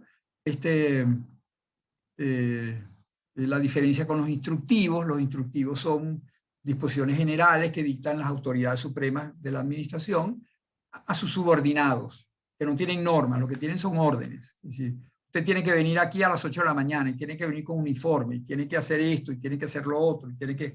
esas órdenes no tienen valor normativo, esos son instructivos. Entonces usted tiene que atender a la taquilla, usted puede... Es decir, ese tipo de cosas, algunas veces se han confundido con reglamentos, pero no son reglamentos, porque quien los dicta, los dicta porque tiene poder disciplinario, poder de jerarquía, poder jerárquico sobre sus inferiores, pero no tiene potestad normativa. Entonces no puede dictar reglas. Puede dictar órdenes a sus subordinados. Así como le da una orden individual, también le puede dar una orden general a todo el colectivo, digamos. Y por lo tanto, las instrucciones están dirigidas al interno de la organización y no a los ciudadanos. En cambio, las normas de los reglamentos sí pueden estar dirigidas a los ciudadanos, afuera de la administración, porque hay una potestad normativa que ha sido atribuida a ese órgano administrativo. Y con respecto a las fuentes supletorias, bueno, nada, pues las fuentes supletorias, y que fuentes supletorias en realidad son las fuentes complementarias, como son la analogía y los principios generales del derecho. Eso lo vieron ya ustedes seguramente tanto en Introducción al Derecho como en Civil. Bueno, y es decir, no son en realidad reglas, sino instrumentos de razonamiento a través de los cuales, cuando a un caso concreto no tiene una norma expresa que lo regule, entonces se le aplica otra norma. Se le aplica otra norma que se le parece al caso, entonces esa es la analogía. O se le aplica un principio general que está como por detrás de las normas, ¿no? Que le da sustento a otras normas, y que en este caso concreto también debe regir para ese caso porque se parece a todo lo que está regulado por ese principio, todo lo que está comprendido dentro de ese principio. Y en cambio, la jurisprudencia y la doctrina que no tienen valor normativo en Venezuela, por lo menos en el derecho administrativo no lo tienen. La doctrina desde luego no. Y la jurisprudencia, solo la jurisprudencia del Tribunal Supremo, Sala Constitucional, que tiene valor vinculante cuando ella interpreta el texto de la Constitución. Eso es lo que dice la Constitución. Es decir, que cuando el Tribunal Supremo interpreta una norma de la Constitución, esa norma de la Constitución debe tener valor vinculante para los demás tribunales y para todo el mundo. Una norma interpretada por el Tribunal Supremo, entonces tiene el alcance que el Tribunal Supremo ha considerado dar. Hoy en día, lamentablemente, en el caso venezolano, el Tribunal Supremo no se limita a interpretar normas, sino a dictar normas y hasta prácticamente a desconocer normas de la Constitución. Y eso no es el poder vinculante que la Constitución le da a la jurisprudencia del Tribunal Supremo. Pero bueno, eso son desviaciones del derecho y no lo que el derecho establece. Bueno, hasta aquí, amigos, hemos llegado en esa revisión general. No sé qué quieren ustedes la próxima semana, ya estamos terminando, no quiero abusar porque si no van a huir despavoridos. Dicen, no, con el profesor Urdaneta no, porque nos tiene ahí después presos durante mucho tiempo. Entonces, hoy nos hemos entendido, pero yo quería, digamos, como que terminar esto para que entonces la próxima semana podríamos hacer el examen el martes. ¿Ok? ¿Qué dice Gerardo? Díganos. Sí, ajá. Permiso de encender la cámara también. Sí, sí, cómo no, adelante, por favor. Tengo 3 preguntas. Sí, diga. ¿Me escucha? Sí, Ajá, tengo 3 te escucho. preguntas. Voy a dejar de compartir la pantalla ya, ¿verdad? Claro, está bien. Si lo lograra hacer, no sé ahora cómo se hace. Bueno, no importa, no importa. Okay. No encuentro cómo. Está bien, no, dale, okay. Dale. Me da miedo. Tengo 3 preguntas. Diga, Gerardo. Dos de las 3 preguntas es en base a la materia como tal, el contenido visto el día de hoy, y una es con respecto a la evaluación del día martes, ¿correcto? Sí, voy a comenzar, tratar de hacerlo en orden. Sí, okay. Sí. La primera es en cuanto a lo que se refiere a una de las escuelas o una de las doctrinas, ¿correcto? Sí. Vista anteriormente, específicamente es la escuela de Burdeos, ¿correcto? Sí, sí, cómo no. Ellos manifiestan a través de esta escuela, en cuanto a lo que se refiere a la administración o la función administrativa, que esta función se ejerce cuando se cumple un acto, condición o un acto subjetivo, ¿correcto? O cuando los agentes del Estado tratan de garantizar, bueno, el funcionamiento de un servicio público, que es lo que en sí lo que caracteriza esta escuela.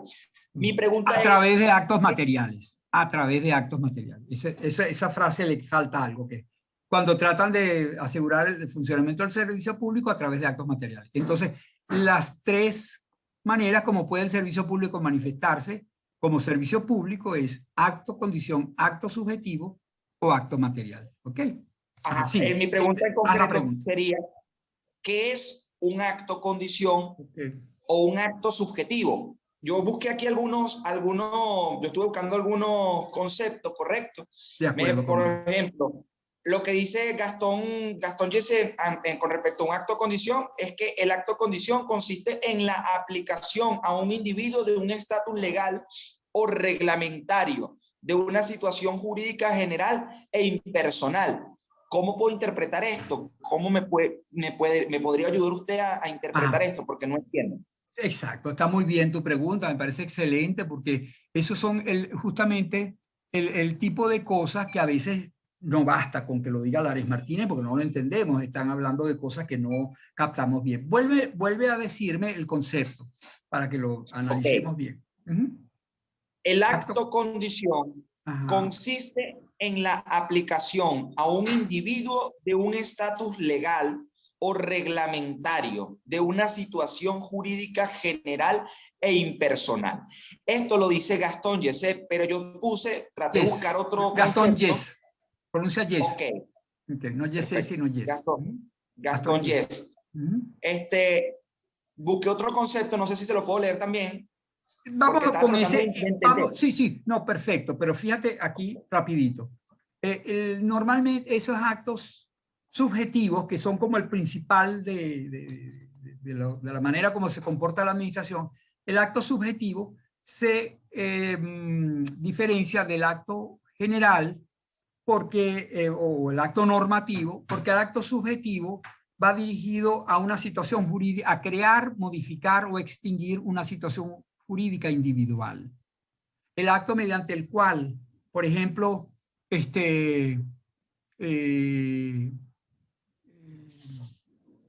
un contrato de compra-venta. Yo te compro a ti la motoneta, la motocicleta. Ese es un acto subjetivo o individual. ¿Por qué? Porque identifica perfectamente los sujetos, es el contrato que va dirigido a nosotros mismos y que crea una situación jurídica individual.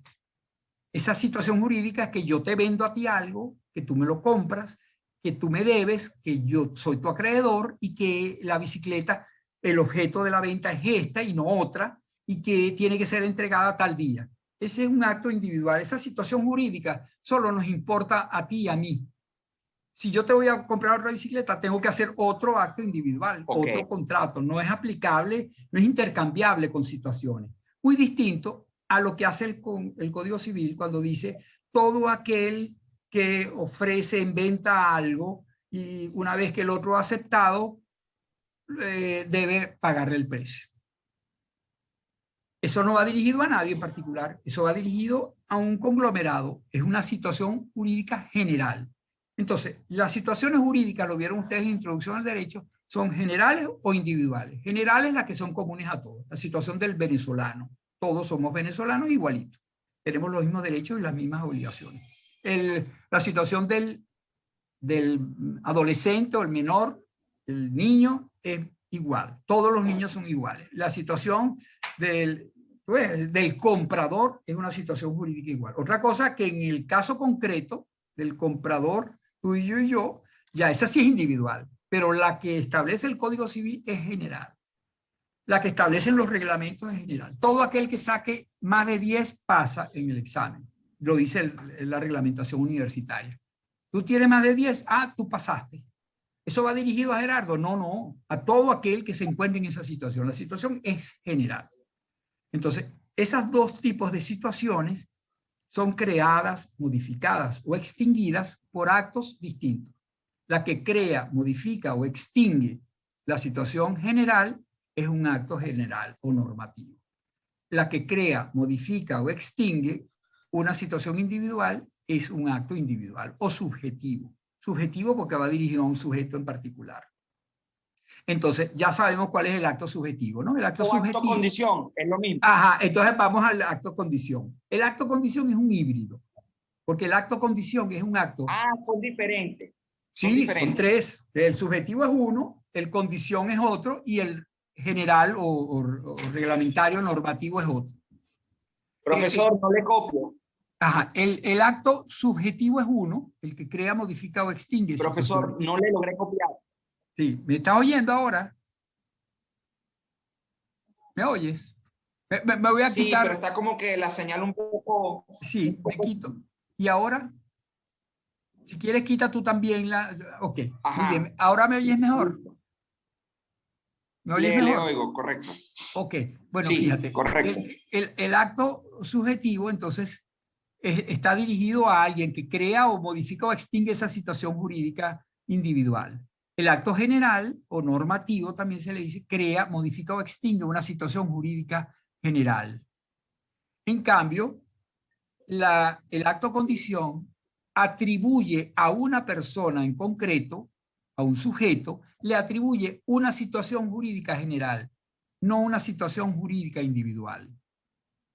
El acto mediante el cual, ¿me entiendes? O sea, ves que es un híbrido entre los dos. La situación jurídica que se te crea por el acto condición, digamos que se te atribuye, no es una condición que crea el acto, sino que ha sido creado por un acto general previo, por un reglamento. Entonces, cuando tú fuiste admitido como estudiante en la UCB, tú tienes la condición de estudiante de la UCB. Esa condición no es propia tuya, es la de igual todos los estudiantes de la UCB. Cuando yo fui nombrado profesor de la universidad, yo también tengo una condición general, la misma de todos los profesores. Si yo asciendo a un nuevo escalafón, un nuevo grado en el escalafón, yo tengo la misma condición de los que están en ese grado del escalafón.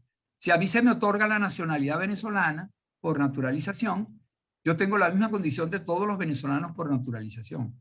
Todas esas son situaciones jurídicas generales, la de estudiante, la de profesor, la de general del ejército, la de presidente de la República, la de venezolano, son situaciones generales. El acto mediante el cual se atribuye a un individuo específico esa condición general es un acto condición. Es como que la condición para que yo tenga esa situación, ¿entiendes? O sea, la condición para yo ser venezolano es que me den la naturalización. Okay. ¿Entiendes? Entonces, en definitiva, yo les hago toda esta explicación porque ahí en el libro de Lares Martínez está así. Entonces, claro, ustedes no lo van a entender. Pero ustedes cuando vean el año que viene los actos administrativos, allí les dirán cuáles son los distintos tipos de actos administrativos y cuáles son las situaciones jurídicas y todo eso lo verán con mucha mayor claridad. Por ahorita, de repente, bastaría con que ustedes se conformen con saber que cuando la administración, cuando un servicio público, para cumplir el servicio público, se dicta un acto que va dirigido a alguien en concreto, a una persona en concreto o a varias personas en concreto, eso es administración. Por lo menos para lo que se refiere a la escuela de Burdeos, ¿correcto? Sí, estamos hablando de la escuela de Burdeos, lo demás probablemente lo tomen en cuenta esto. Correcto. Pero la escuela de Burdeos sí. Entonces, cuando el acto va dirigido a alguien en concreto, ese es, ya sea acto subjetivo o acto condición, es decir, ya sea que cree la situación para él personalmente o que a él personalmente le atribuya una situación jurídica general, el acto va a tener más o menos como que la misma apariencia. Es un acto que va dirigido a alguien concreto. Ciudadano Gerardo Maita, téngase usted como alumno de segundo año, certificación que se otorga a usted por tal y tal razón. Ese es un acto condición, porque te está incluyendo a ti dentro de esa situación jurídica general. No te está creando a ti la situación está creada por los reglamentos, pero de tal manera que si esa situación se va a modificar, no es ese acto el que la va a modificar, quien la va a modificar es el reglamento general o la ley de universidades. Y tú, por el hecho de estar ubicado en esa situación general, sufrirás los efectos de esa modificación que no fue producida por tu acto de nombramiento, fue producida por la reglamentación general que cambió el estatus, por eso es que se le llama estatus a eso, es una situación jurídica general. Entonces, cada vez que un servicio público se traduce en actos subjetivos o actos condición, es decir, actos que van dirigidos a alguien en concreto, eso es administración. En cambio, cuando un servicio público está regulado en un acto general que crea, modifica o extingue una situación jurídica general, entonces eso no es administración, eso es legislación.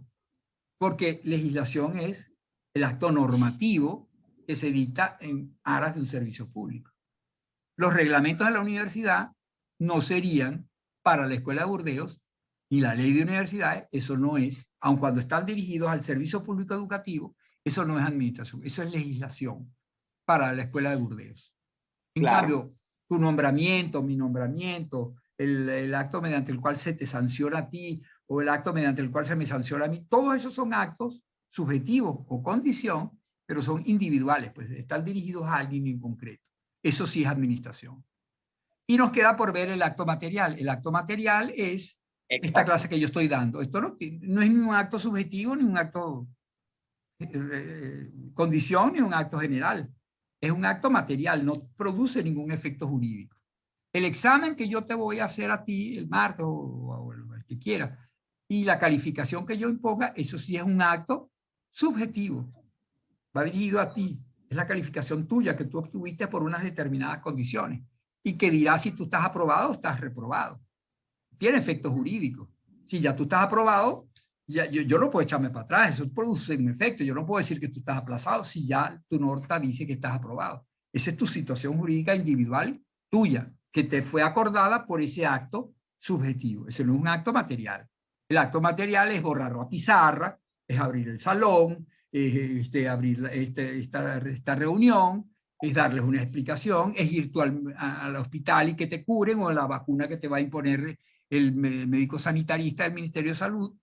Esos son actos materiales que están cumpliendo servicios públicos de salud o de educación. Está bien, hay muchísimos actos materiales a través de los cuales se manifiestan los servicios públicos: recoger basura, prender bombillos, arreglar las calles, bueno, eso, poner vacunas, atender un enfermo en el hospital. Correcto. Esos son actos materiales del servicio público de salud o de aseo urbano o de transporte. Está bien, entonces eso es lo que dice la Escuela de Burdeos.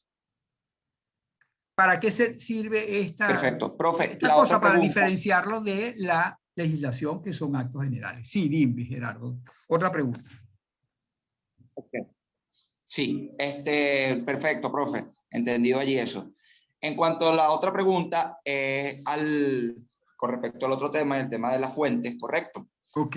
Yo tengo, por ejemplo, tengo aquí en este momento, tengo la Gaceta Oficial de lo que es la Ley Constitucional Antibloqueo, ¿correcto? Ok, muy bien. Esta ley fue, bueno, digamos que establecida el año pasado por la Asamblea Nacional Constituyente. En base a eso, y por lo que estuvimos escuchando en su exposición, correcto, y en la clase, una ley constitucional tendría rango constitucional. Sí, correcto. De acuerdo con ese criterio, efectivamente. Tú puedes leer el encabezamiento de esa ley. ¿Me escucha? Sí, sí, te estoy oyendo. ¿Me oyes? Se fue como el audio. ¿Qué será? ¿Qué estará pasando? A lo mejor está cansado el Zoom ya de nosotros. ¿Tú me podrías leer, Gerardo, el encabezamiento de esa ley? Ajá. La Asamblea Nacional Constituyente de la República Bolivariana de Venezuela, en ejercicio de las facultades previstas en los artículos 347, 348 y 349 de la Constitución de la República Bolivariana de Venezuela, conforme al mandato otorgado el 30 de julio de 2017 en elecciones democráticas, libres, universales, directas y secretas por el pueblo venezolano, como depositario del poder originario, decreta la siguiente: Ley Constitucional Antibloqueo para el desarrollo nacional y la garantía de los derechos humanos. Entonces ahí comienza el capítulo 1, disposiciones generales, y así sucesivamente. Okay. Está muy bien el encabezamiento. ¿Por qué te pedí que leyeras el encabezamiento? Porque en el encabezamiento normalmente están los elementos que nos permiten identificar cuál es el valor de la norma. Porque fíjate, ya sabemos que el valor de la fuente viene derivado de quién es el autor y cuál es el procedimiento que se utilizó para ello, ¿no? Entonces, aquí sabemos que quien lo dictó fue la Asamblea Nacional Constituyente. ¿Cuál es el poder que la Asamblea Nacional Constituyente? Dice el artículo 347, ¿cuál otro? 348. Y 349. Y 349. Bueno, léanse esos artículos y van a ver que en ninguna parte aparece que la Asamblea Nacional Constituyente tiene el poder de dictar leyes constitucionales. En ninguna parte aparece allí que puede dictar leyes constitucionales. O sea que ese basamento no es lo que le da el poder a la Asamblea Nacional Constituyente. Que dice cómo se puede cambiar la Constitución. El pueblo de Venezuela es el depositario del poder constituyente originario. El pueblo de Venezuela, no la Asamblea Nacional Constituyente. La iniciativa de la convocatoria de la Asamblea Nacional podrá tomar el presidente, la iniciativa. La Asamblea Nacional y los consejos municipales, o el 15%.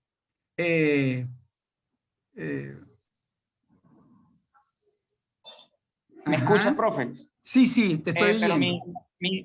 Pero la pregunta en concreto, o la que quería hacerle, la pregunta en concreto es, en cuanto a lo que se refiere, bueno, a los puntos que usted estuvo desarrollando, en base a lo que es la derogatoria y esto, ¿cómo se puede derogar esta ley constitucional? La Asamblea Nacional, la actual Asamblea Nacional, puede derogar esta ley No, constitucional. no O esta puede. ley constitucional puede ser derogada única y exclusivamente por otra Asamblea Nacional Constituyente. Es mi pregunta. No. Tendría que ¿cómo se modifica la Constitución? Aquí lo dice. La Constitución dice cómo se modifica. De la Ok. reforma Entonces, constitucional, artículos 340 y siguiente. O bien la por una reforma, reforma, por una enmienda o por una Asamblea Nacional Constituyente. claro, y se le da, la única manera de modificarla es a través de uno de estos medios, porque es una ley, esta ley tiene rango constitucional, ¿correcto? De acuerdo con esa teoría. De acuerdo con esa teoría, efectivamente. O esa teoría que dice que efectivamente que la Asamblea Nacional Constituyente tiene poder. Pero lo que yo quería es que no nos quedemos en la afirmación del profesor, sino que nos hagamos nosotros nuestro propio criterio. Es decir, vamos a analizar cuál es el poder que tiene la Asamblea Nacional Constituyente para ver si es sólido, si es válido, si es incuestionable. Y entonces, bueno, tendríamos que ver esos artículos que citan allí o el mandato que le dio el pueblo, a ver si le dio el poder de dictar leyes constituyentes. Si no tiene el poder constituyente porque no se lo dio la Constitución ni se lo dio el pueblo, entonces, si es que el pueblo se lo hubiera podido dar, porque esa es otra cosa también, ¿no? El pueblo puede transferirle a la Asamblea Nacional Constituyente el poder el poder de dictar constitución.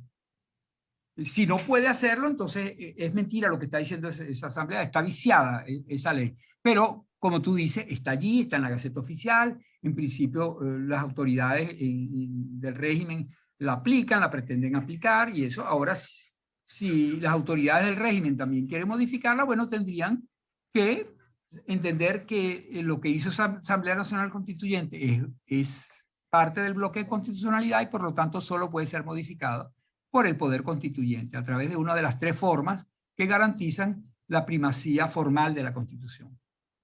Reforma, enmienda o Asamblea Nacional. Okay. Está bien, está claro. Sí, correcto. Y bueno, la tercera pregunta sí ya es con respecto a la evaluación. Yo no sé si usted ayer habló eso, yo no me pude conectar, como sabrá. Sí. ¿Cómo va a ser el método de la evaluación el día martes?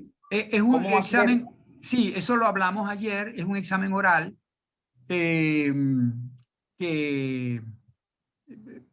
lo utilizaremos este mecanismo dependiendo de cuántos sean, porque no estoy muy seguro que sean muchísimos. Lo que normalmente yo suelo estilar es que haya un jurado, haya otra persona, otro profesor también, pues yo busco siempre a alguien que sea una gente considerada, que no intimida a nadie, porque siempre los exámenes orales puede ser que generen algún tipo de temor en el examinando. Luego, entonces vamos, ya sea uno por uno o de a dos, a veces de a dos más práctico. Entonces se le hace una pregunta a uno, el otro podría intervenir, de alguna manera le hacemos otra pregunta al otro, más o menos como una media hora para cada grupo de dos personas. Eso sería el mecanismo. ¿Te parece bien? ¿Les parece bien? Sí, claro. Okay. Totalmente. Ok. Por parte no hay ningún problema. Excelente. Bueno. ¿Qué otra pregunta tienen, Rubí, qué dice? ¿O Ruby? ¿Y Andrea? ¿Ninguna otra pregunta? Bueno, si quieren entonces nada, pues no, para despedirnos podemos un momentico abrir el micrófono y el video. Y así, ¿quién tienes detrás, Gerardo? Simón Bolívar. Correcto. Ah, qué bien, está muy bien, me parece muy bien. Está bien. Bueno, Andrea, nada, y Ruby, nos vemos. ¿Quiénes de ustedes quieren presentar el martes? Yo voy a presentar, profe. Ok, me parece muy bien. ¿Y tú, Andrea?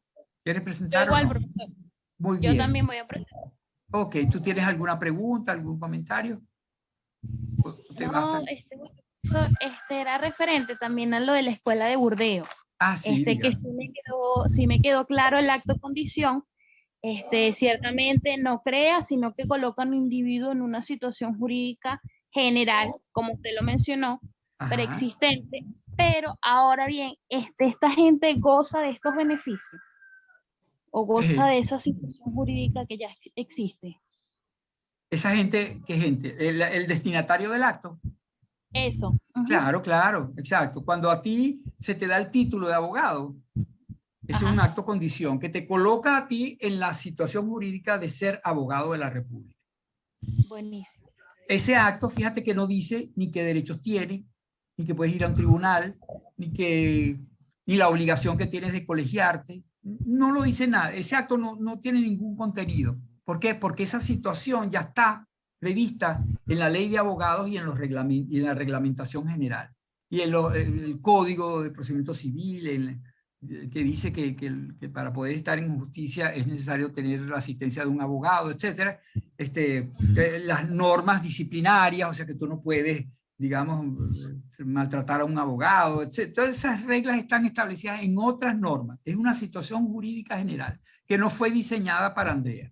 Por eso es que los actos condición suelen ser muy breves.